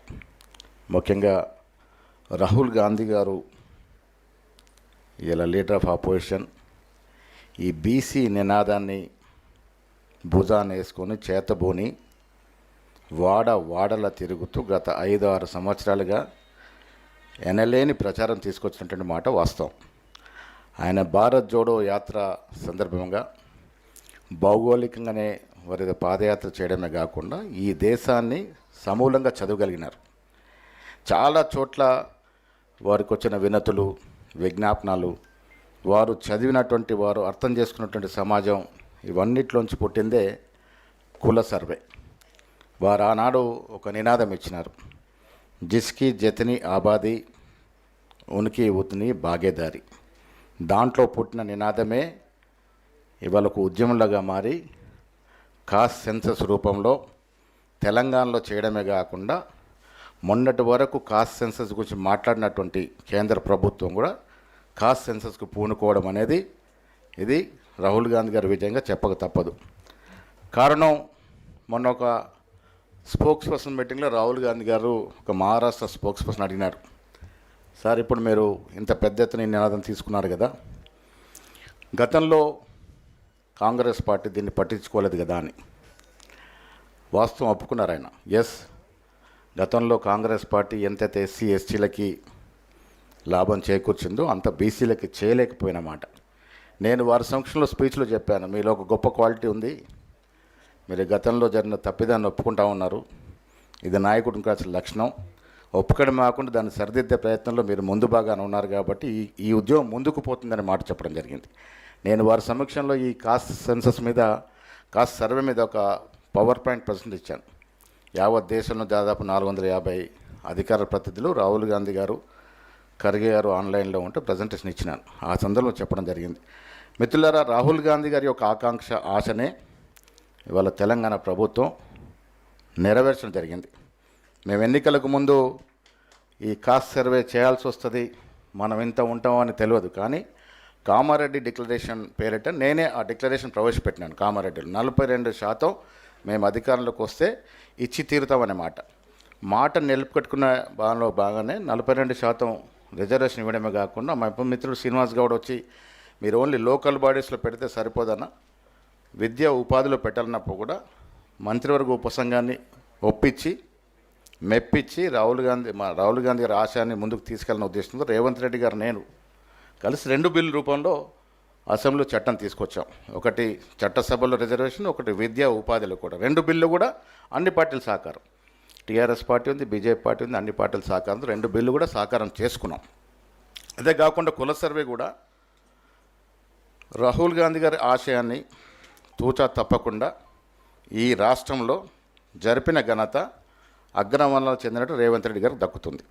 ఒక రెడ్డి అయి ఉండి కూడా రాహుల్ గాంధీ గారి ఆశయాన్ని తూచా తప్పకుండా నెరవేర్చడమే కాకుండా కుల సర్వేని సంపూర్ణంగా శాస్త్రీయబద్ధంగా, డొసుకులు ఉన్నాయని కొంత చెప్పినప్పుడు కూడా ఇంత శాస్త్రీయబద్ధంగా ఏ రాష్ట్రంలో ఎక్కడ జరగలే.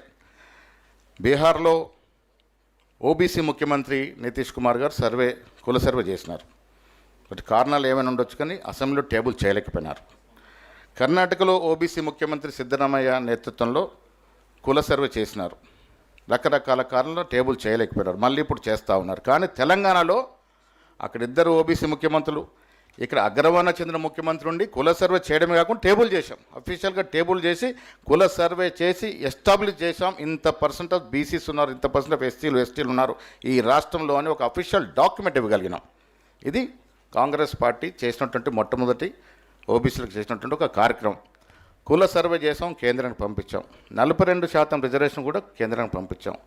కేంద్రంలో వెల్ఫేర్ మంత్రిని నేను, పొన్నం ప్రభాకర్ గారు, కొండా సురేఖ గారు ఒక బృందం కలిసినాం. 9th షెడ్యూల్లో చేర్చే విధంగా దీన్ని మీరు ముందుకు తీసుకెళ్ళండి.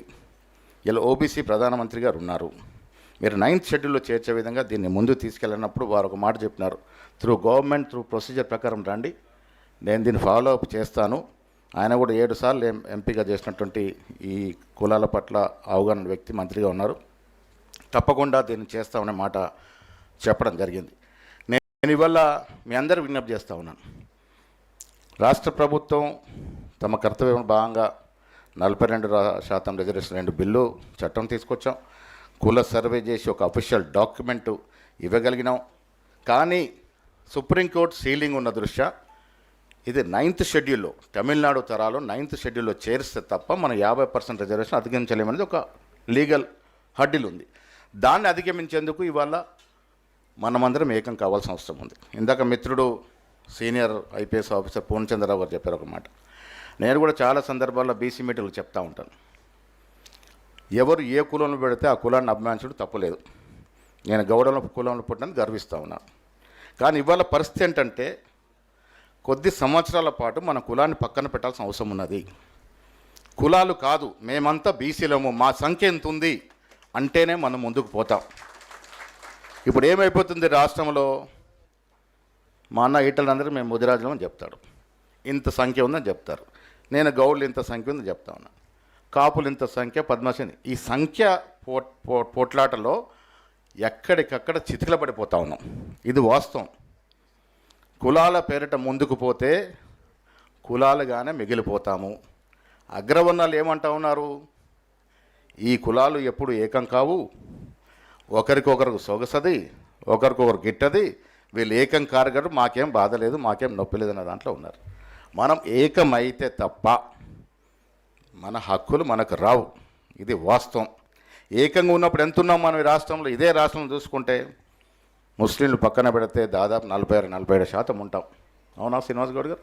47% ఉంటాం. డివైడ్ అయితే ఎంత ఉంటాము? 2, 3, 5, 6% పడిపోతాం. ఇది కాదు. కులాభిమానం ఉండాల్సిందే. కులాలు అనేది దేశం లేదు. ఈ దేశం అంతా కూడా కులాలతోనే నిర్మితమైనటువంటి దేశం ఇది. ప్రతి రాష్ట్రంలో కులాలు ఉన్నాయి.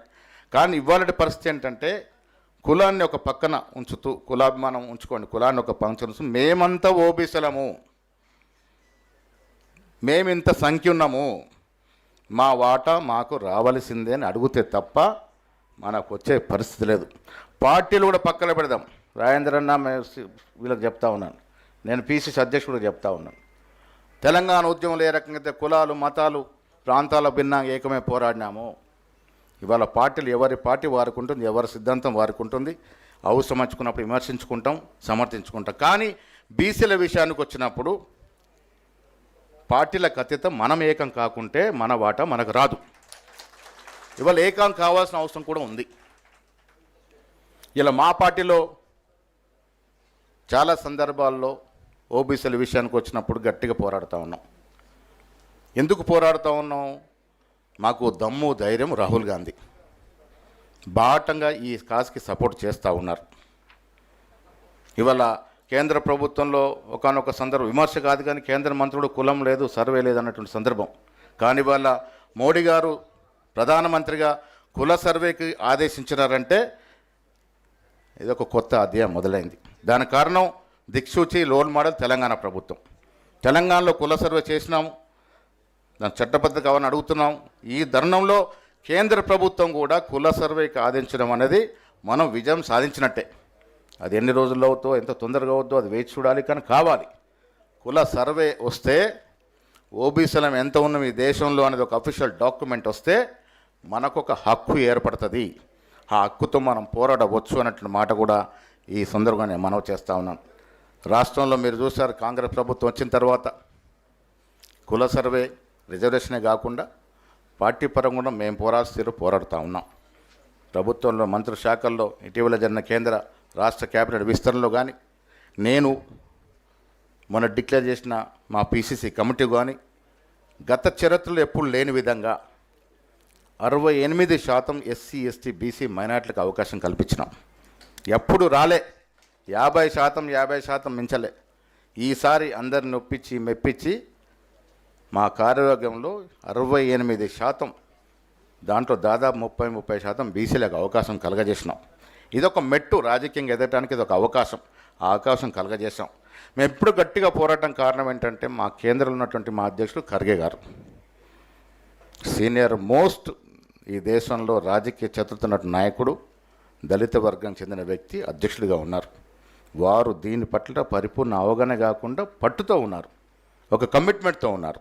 దాంతోపాటు రాహుల్ గాంధీ, వాస్తవంగా రాహుల్ గాంధీకి కులము లేదు, మతం లేదు, ప్రాంతం అన్ని కులాలకు చెందిన వ్యక్తి.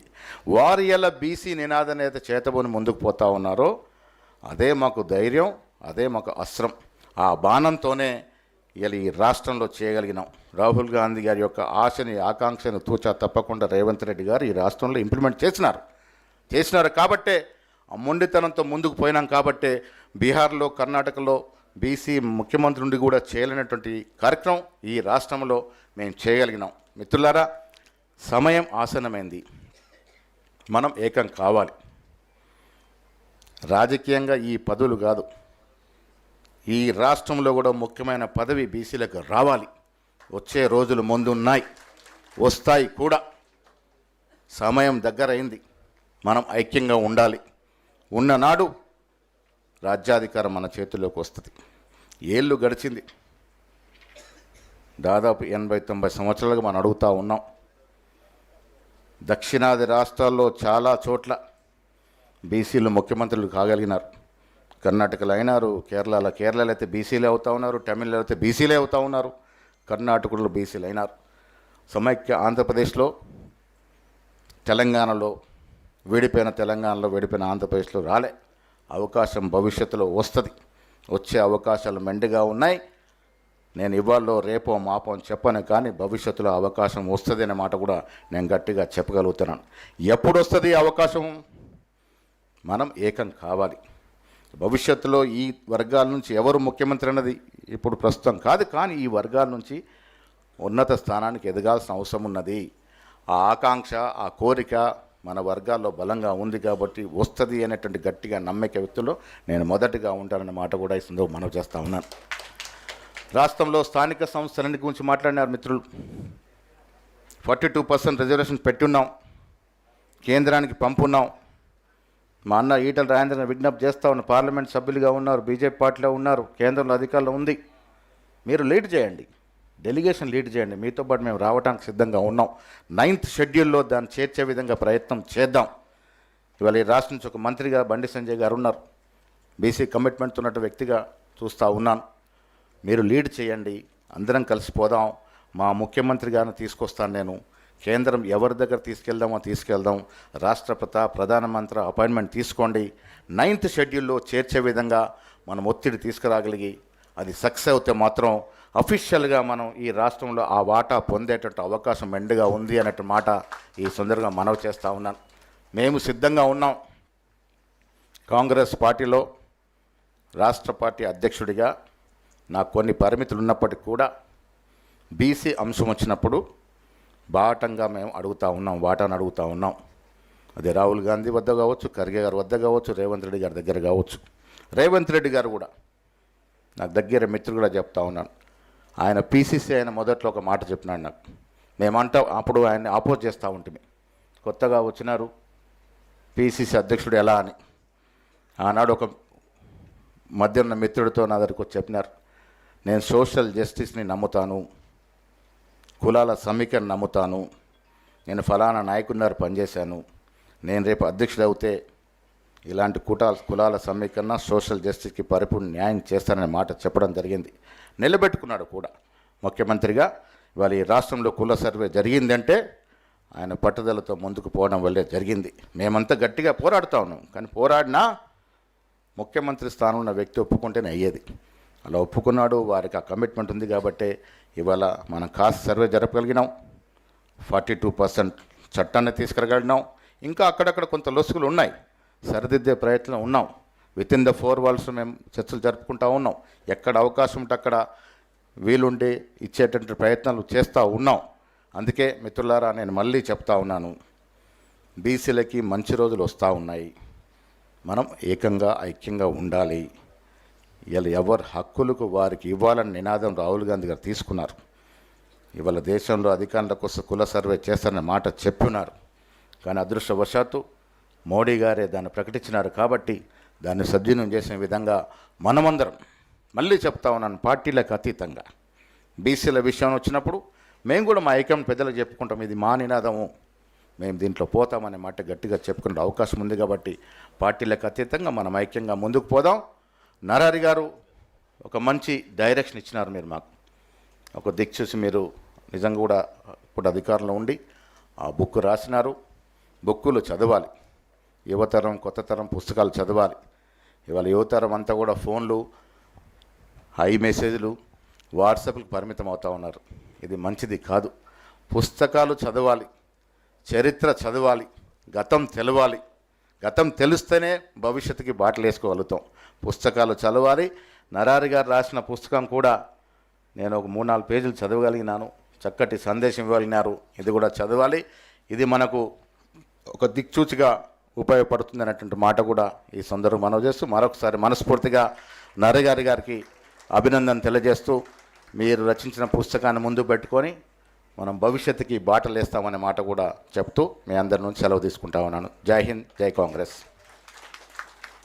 Thank you Mahesh garu. Thank you so much for coming and gracing the event అండి. నా I request so Etela Rajender గారిని మాట్లాడాల్సిందిగా కోరుకుంటున్నాం, member of parliament Malkajgiri BJP. So yes.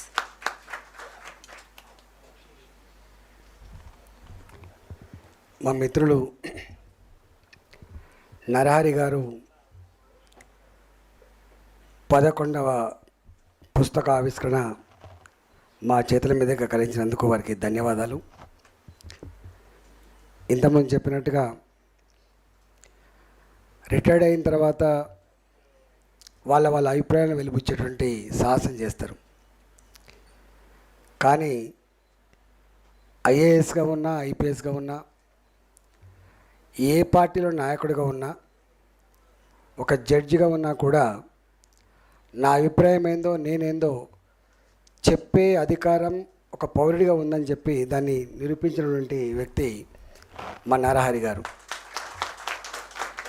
ఈ కార్యక్రమానికి ముఖ్య అతిథులుగా వచ్చినటువంటి మా మిత్రులందరికీ పేరు పేరున మహేష్ గౌడ్ గారు, మా ప్రకాష్ గారు, శ్రావణ్ గారు, అందరికీ పేరు పేరున మా ముందున్నటువంటి సహచరులందరికీ నమస్కారం. ఇట్లాంటి వేదికలు ఈ మధ్యకాలంలో చాలా అరుదుగా జరుగుతూ ఉన్నాయి. కుల సంఘాలు కూడా ఏ పార్టీకి ఆ పార్టీకనే కుల సంఘాలు కొనసాగుతున్నాయి. కానీ అన్ని పార్టీల ముఖ్య నాయకులు ఒక వేదిక మీదకి రావడం, మాట్లాడుతున్నప్పుడు దాన్ని భరించడం, ఆ సాంప్రదాయాన్ని కొనసాగినటువంటి తపన కలిగి ఉండడం సంతోషాన్ని కలిగిస్తూ ఉంది. మహేష్ కుమార్ గౌడ్ గారు వారి పార్టీ, వారి సిద్ధాంతం వారు చెప్పుకున్నారు. మా శ్రావణ్ గారు కూడా వారి ఆలోచన విధానాన్ని పంచుకున్నారు. నేను అంత డెప్త్కు పోను, కానీ ఈ పరంపర రాబోయే కాలంలో మరింత గొప్పగా కొనసాగాలని మాత్రం భావిస్తున్నాను.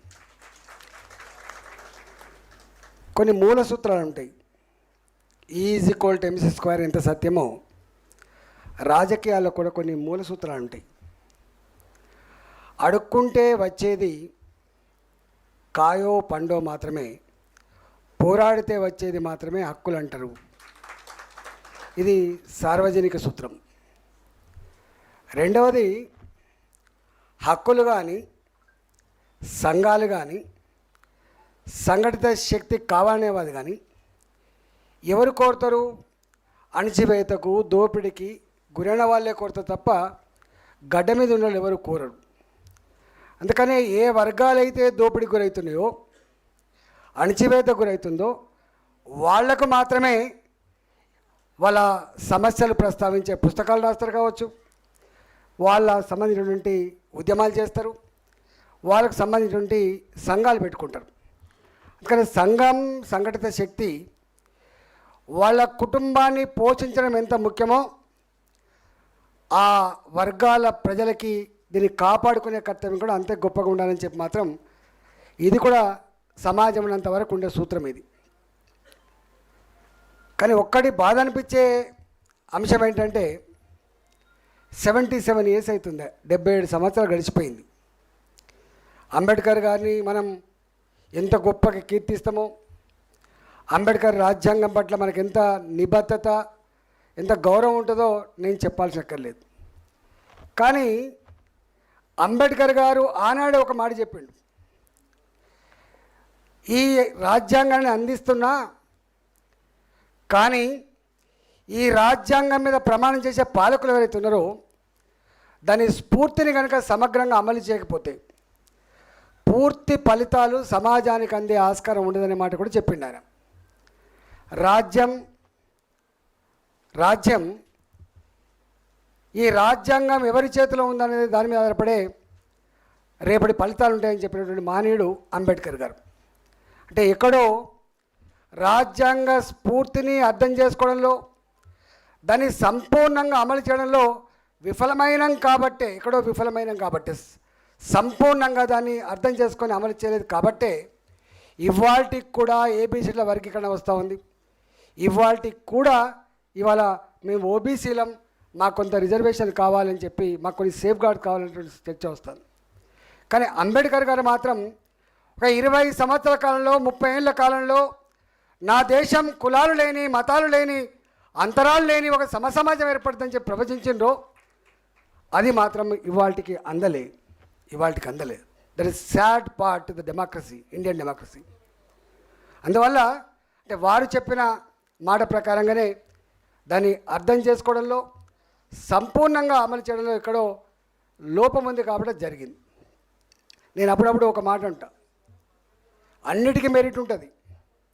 ఇంజనీర్ కావాలన్నా మెరిట్ కావాలి, ఒక ఐఏఎస్ ఆఫీసర్ కావాలన్నా మెరిట్ కావాలి, ఒక ఐపీఎస్ ఆఫీసర్ కావాలన్నా కూడా మెరిట్ కావాలి.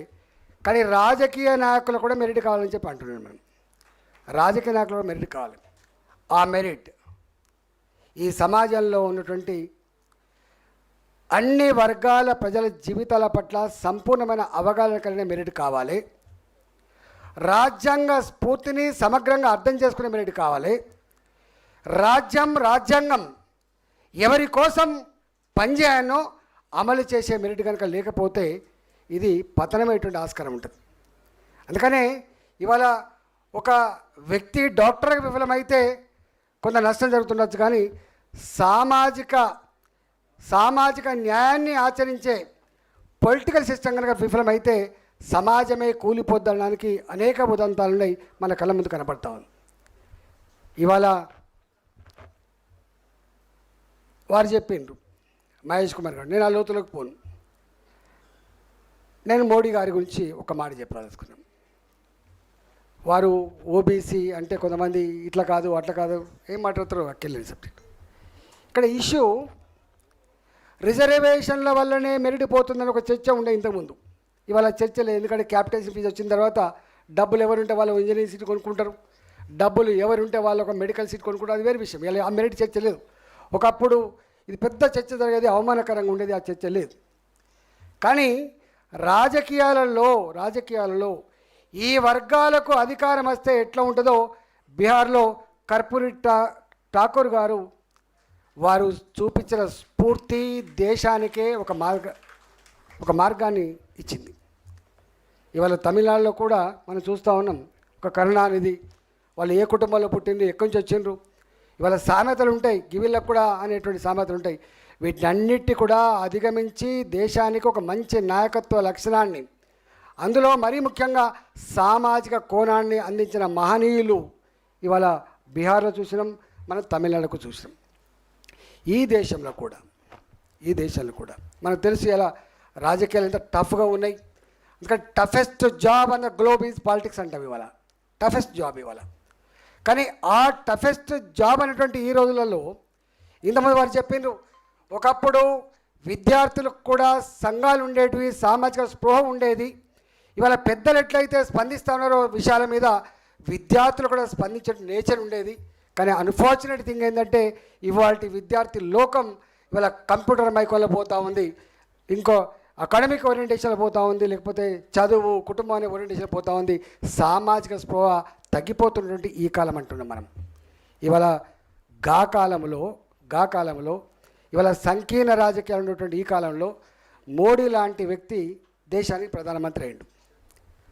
అయితే ఒక 20 నాకు తెలిసి దేశ చరిత్రలో ఎప్పుడు కూడా ఇంతమంది కేంద్రంలో మంత్రులున్న సందర్భాల్లో ఓబీసీలకు 27 మందిని ఓబీసీ మంత్రులు చేసే చరిత్ర కూడా మోడీ గారికి దక్కింది.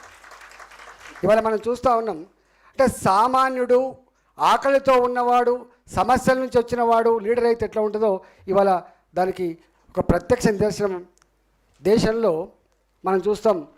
ఒక 20 ఏళ్ళ క్రితం 15 ఏళ్ళ క్రితం ఊళ్ళలో పోతూ ఉంటే మనం అటుపక్క ఇటుపక్క రోడ్ల పక్కకు బయలుభూమి పెట్టేటువంటి దరిద్రం ఉండే. ఏ కంప్యూటర్ అని మనం చెప్పుకుంటున్నామో ఇవాళ today is the era of computer science అని చెప్పుకున్నామో, రాకెట్ సైన్స్ యుగం అని చెప్తున్నామో. ఈ రాకెట్ సైన్స్ యుగంలో గిన్ని లక్షల కోట్ల బడ్జెట్ ఉన్నప్పటికీ కూడా నా గ్రామీణ ప్రాంతాల్లో ఉన్న మహిళలకు కనీసం బయలుభూమి పోవడానికి ఒక టాయిలెట్ లేని పరిస్థితి మనం చూస్తూ ఉన్నాం. ఇవాళకి ఒక గుడి లేని పరిస్థితి మనం చూస్తూ ఉన్నాం. ఎక్కడున్నాం మనం? గా పరిస్థితులలో ఇవాళ అది చిన్నదే కావచ్చు, అది 10,000 రూపాయల 15,000 రూపాయలు కాదు. నా భారతదేశ మహిళల గౌరవాన్ని కాపాడడానికి ఇవాళ స్వచ్ఛ భారత్ కింద టాయిలెట్ కట్టించేటువంటి ఆలోచన చేసినాం. అది ఎన్ని వేల కోట్ల గురించి మాట్లాడుతున్నాం, కానీ అది దాంట్లో ఎంత సుదీర్ఘమైన ఆలోచన ఉంది, ఎంత డిగ్నిటీ ఉందో ఒకసారి అర్థం చేసుకోండి. అంటే సామాన్యుడు, నేను సోషల్ వెల్ఫేర్ హాస్టల్ చదువుకున్నా, నేను చదువుకున్న రోజులలో కటోతో అన్నం కొలిసి పెట్టినప్పుడు, ఆ అన్నంలో పురుగులు వస్తున్నప్పుడు, రాళ్ళు వస్తున్నప్పుడు, ఆ అన్నం ఉడికంది ఉన్నప్పుడు నా కళ్ళలో నీళ్ళు వచ్చేది. నేను రాష్ట్రానికి ఆర్థిక మంత్రి అయినా. నేను ఆర్థిక మంత్రి అయిన తర్వాత నేను ఫస్ట్ తీసుకున్న నిర్ణయం, ఈ పిల్లలకి, ఎదుగుతున్న పిల్లలకి కటోతో బువ్వ కొలిసి పెట్టేటువంటిది ఇంకా ఎక్కడి యుగం ఇది, ఏం కాలం ఇది అని చెప్పి కడప నిండా అన్నం పెట్టే జీవో రావాలి. నెంబర్ 1. ఆ జీవోలో ఆ పిల్లలకి బీపీటీ సన్నబియ్యం అన్నమే పెట్టాలి. ఇది అనడం అనుకున్నాం. నేను అనుభవించిన కాబట్టి ఇవాళ దాన్ని అమలు చేసినాం. ఇవాళ అంటే సామాన్యులకి, కష్టం నుంచి వచ్చిన వాడికి అధికారం వస్తే ఏమొస్తానికి అనేకం ఉంటాయి, అందులో ఇదొకటి. మా జాజల శ్రీనివాస్ గారు ఊకే వచ్చి నాకు దరఖాస్తు ఇచ్చేది నేను ఆర్థిక మంత్రి ఉన్నప్పుడు. అన్న ఈ పని చేయి, ఆ పని, ఇంకెక్కడున్నావు శ్రీనివాస్ అని చెప్పేది. ఇదేమంటాను నేను, నువ్వు ఇంకెక్కడున్నావు, నువ్వు నేనున్నా ఇక్కడ ఆర్థిక మంత్రిని, నేను హాస్టల్ నుంచి వచ్చినాడు కదా, ఇంకా నీలాంటోడు దరఖాస్తులు ఇస్తే దండం పెడితే సమస్య పరిష్కారం ఎందుకు అనుకుంటున్నావు శ్రీనివాస్ గారు? దీనికి ఒక పెద్ద అద్భుతమైనటువంటి ఒక స్ట్రాటజీ ఉన్నది, నువ్వు త్వరలోనే చూస్తావని చెప్తే నవ్విండి ఆయన. నేను స్వయంగా ఒక 40 రోజులు అనుకుంటా, నాకు తెలిసి ఒక 40 days ఏ వర్గాలైతే అసెంబ్లీ మెట్లెక్కలేదో, ఏ వర్గాలైతే అసెంబ్లీ ఇది మాది కాదని చెప్పి వాయించుకుందో అలాంటి అన్ని కులాలను, దాదాపు 60-70 కులాలు అనుకుంటా నాకు తెలిసి, గింత పరిచయం ఉన్న కులాలను కూడా ఒక 40 రోజుల పాటు వాళ్ళతో మేము ఒక 10-12 గంటలు ప్రతినిత్యం ఇంటరాక్ట్ అయినాము ఇక్కడ ఈ రాష్ట్రంలో. శ్రీనివాస్ గారు తెలుసు.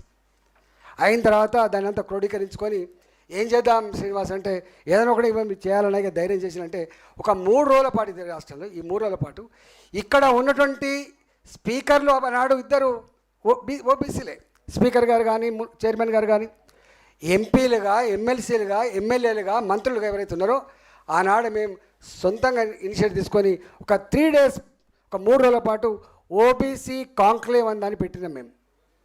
అంతే కదా శ్రీనివాస్? 3 days పెట్టినాం. 3 days పెడితే మా ముఖ్యమంత్రి గారు తెలిసింది ఈ విషయం, ఏదో పెడుతున్నట్టుంది అంటే, అవును మేము పెడుతున్నాం. ఒక 40 రోజుల పాటు ఒక వర్క్షాప్ పెట్టుకున్నాం మేము. ఆ సమస్యలు ఏదో మాకు అర్థమైనాయి, దానికి ఒక రూపం ఇవ్వాలి, ఒక పరిష్కారం చూపే బాధ్యత మా మీద ఉంది, మరి మేమందరం ఉన్నాం కదా అని చెప్తే నేను కూడా వస్తా అని చెప్పిండు. వారు వచ్చిండ్రు. ఇవాళ అక్కడి నుంచి పుట్టిందే 250 రెసిడెన్షియల్ స్కూళ్లకు శ్రీకారం చుట్టిందనే విషయం మనం మర్చిపోవద్దు. మా శ్రీనివాస్ చెప్పినట్టుగా 2 రెసిడెన్షియల్ స్కూళ్ళు, 3 రెసిడెన్షియల్ కాకుండా 250 బీసీ రెసిడెన్షియల్ స్కూళ్లకు అక్కడే పునాది పడ్డది. దానికి కారణం సంఘటిత శక్తి, ఐక్యత ఆనాడు. దాంతోపాటుగా ఆత్మగౌరవ బాణాలు కూడా 70. సరే, అది ఇంకా కులాల పరంగా ఉంటామా లేదా నాకు తెలియదు, కానీ నేను చిన్నప్పుడు చూసిన ఇది గౌడ హాస్టల్, ఇది పద్మశాలి హాస్టల్, ఇది వైశ్య హాస్టల్, ఇది వెలమ హాస్టల్. ఈ హాస్టళ్లలో ఆ తెలంగాణ వ్యాప్తంగా కానీ ఆంధ్రప్రదేశ్ వ్యాప్తంగా ఆ హాస్టల్లో ఉండి చదువుకొని ఎంత గొప్పగా చూసాం. కాబట్టి ఈ సంస్కృతి సాంప్రదాయాలకి ఆ పిల్లలకి ఒక అడ్డా ఉండాలని చెప్పి, అది కులాల పరంగా నువ్వు ఇష్టమున్నా లేకపోయినా, ఇంతకుముందు మహేష్ కుమార్ గారు చెప్పింది కాబట్టి, నీకు ఇష్టమున్నా లేకపోయినా ఈ దేశంలో కులం అంటూ ఒకటి ఉన్నది కాబట్టి ఇవాళ ఆ కులాల పరంగా ఆత్మగౌరవ భవనాల కోసం కూడా అక్కడే అంకురార్పణ జరిగింది. అందువల్ల నేను విజ్ఞప్తి చేస్తున్నా, డెఫినెట్గా ఇవాళ సరి అయిన టైంలో ఈ బుక్ వచ్చింది అనుకుంటున్నాను. సరైన టైంలో వచ్చింది అనుకుంటున్నాను. ఒక గుడ్ థింగ్ ఏంటంటే చైతన్యానికి కొదవలేదు, త్యాగాలకు కొదవలేదు. మీరు చెప్తున్న సంపద సృష్టి ఆ కులాలు ఏదైతే చేసినని చెప్పి మా శ్రావణ్ చెప్పిండో, ఇవాళ మనం ప్రవచిస్తున్న జిఎస్డిపి, మనం ప్రవచిస్తున్న జీడిపి ఇవాళకి కూడా ఈ వర్గాలే సృష్టిస్తున్న విషయం మనం మర్చిపోవద్దు. ఇవాళ 170 లక్షల కోట్ల రూపాయల సంపద, 200 కోట్ల రూపాయల సంపద అని అయితే ప్రవచిస్తున్నామో, ఆ సంపదకి మూలకారకులు ఆనాడు వాళ్ళు ఓనర్లుగా ఉండవచ్చు, ఇవాళ వాళ్ళు కంపెనీ కార్మికులు ఉండవచ్చు, సంపద సృష్టికర్తలు మాత్రం వాళ్ళే అనే విషయం మనం మర్చిపోవద్దు. ఈ దేశంలో సంపద సృష్టించేది వాళ్ళు మాత్రమే. అందువల్ల ఎవరైతే ఈ దేశంలో సంపద సృష్టిస్తున్నారో ఆ సంపద సమస్త ప్రజానీకానికి అందించాలనే సంకల్పం ఏదైతే ఉందో, అంబేద్కర్ గారు చెప్పినట్టుగా డెవలప్మెంట్ విత్ ఈక్వల్ డిస్ట్రిబ్యూషన్ అని చెప్పిండు. ఇవాళ ఆ సమస్త సంపదలు సమస్త ప్రజానీకానికి అందించాలంటే ఇగో ఈ మెరిట్ ఆ వర్గాలకు ఆ వర్గాలకు ఫలితాలు అందించే కమిట్మెంట్ ఉంటే సాధ్యమవుతుంది. కాబట్టి ఇవాళ డెఫినెట్గా ఇవాళ ఇప్పుడున్న పరిస్థితుల్లో నేను చూస్తా ఉన్నా, విశ్వాసం కలిగిస్తే చాలు. గుర్తుపెట్టుకోండి, నాకు తెలిసి చైతన్యం లేక కాదు, గుడిసెల్లో ఉన్న మా కొమరన్న ఇంట్లో కూడా పీజీ చదివే పిల్లగాలు ఉన్నది. ఇలా అంతటా లిటరసీ ఉంది, సామాజిక స్పృహ ఉంది, ఒక్కటే కొరత ఉంది. నేనున్నా అనే భరోసా ఇచ్చేటువంటి నాయకుడితే తప్పకుండా కళ్ళకద్దుకొని గెలిపించగలిగే శక్తి ఉన్నోళ్ళు. కానీ ఆ విశ్వాసం కలిగించాలి, ఆ నమ్మకాన్ని కలిగించాలి. ఇవాళ దీన్ని వాడుకొని, ప్లాట్ఫామ్ వాడుకొని మనం రాగానే మళ్ళీ మన పని చేసుకుంటే కుదరదు. కానీ డెఫినెట్గా ఇవన్నీ ఉన్నప్పటికి కూడా దీన్ని అధిగమించగలిగి, దీన్ని తొక్కి పడేసి ఎప్పుడో ఒకనాడు ప్రజలు కోరుకునే, ప్రజల వేవులెంతలో ఆలోచించేటువంటి లీడర్షిప్ వస్తాననుకుంటున్నాం. ఆ లీడర్షిప్ విజయం సాధిస్తాననుకుంటున్నాం. ఆ దిశగా అడుగులు వేస్తాననుకుంటున్నాం. మనం చూస్తాం కదా, నరహరి గారు త్యాగాలు లేకుండా ఎప్పుడు కూడా అనేక మంది త్యాగాలు చేశారు. కొన్ని వందల వేల చరిత్రలు ఉంటాయి. ఎంతోమంది త్యాగధనులు ఫైట్ చేస్తేనే ఇవాళ ఈ స్థితికి వచ్చినాం. అంబేద్కర్ గారు ఎన్ని అవమానాలు పడితే మనం ఈ స్థితికి వచ్చినాం. పూలే గారు ఎన్ని అవమానాలు పడితే ఈ స్థితికి వచ్చినాం. సావిత్రిబా పూలే గారు ఎన్ని అవమానాలు పడితే ఒక స్త్రీకి విద్య అందింది. అంతకంటే ముందు కూడా సావు మహారాజు లాంటి వాళ్ళు ఎన్ని అవమానాలు పడితే ఇది వచ్చింది. ఇవాళ మనం ఏ అవమానాలైతే భరిస్తున్నామో, ఆనాడు అంతకంటే 100 రెట్ల అవమానాలు భరించింది ఆనాడు ఆ మహనీయులు. వాళ్ళ త్యాగాల పుణ్యమా అని చెప్పి మనం ఇక్కడికి వచ్చినాం. డెఫినెట్గా రాబోయే కాలంలో ఎంతో దూరం లేదు చైతన్యం ఇలా వెల్లివిరుస్తూ ఉంది. దానికి మార్గదర్శనం, నాయకత్వం అందించాల్సిన బాధ్యత మనందరి మీద ఉందని చెప్పి మనవి చేస్తూ, మరొకసారి వారికి వారి మిత్రుడు పృథ్వీరాజ్ సింగ్కు ధన్యవాదాలు తెలుసుకున్నా. నమస్కారం. భారత్ మాతాకి జై.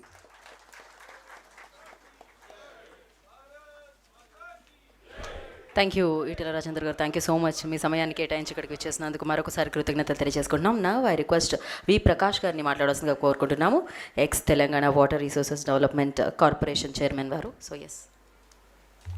సభకు నమస్కారం.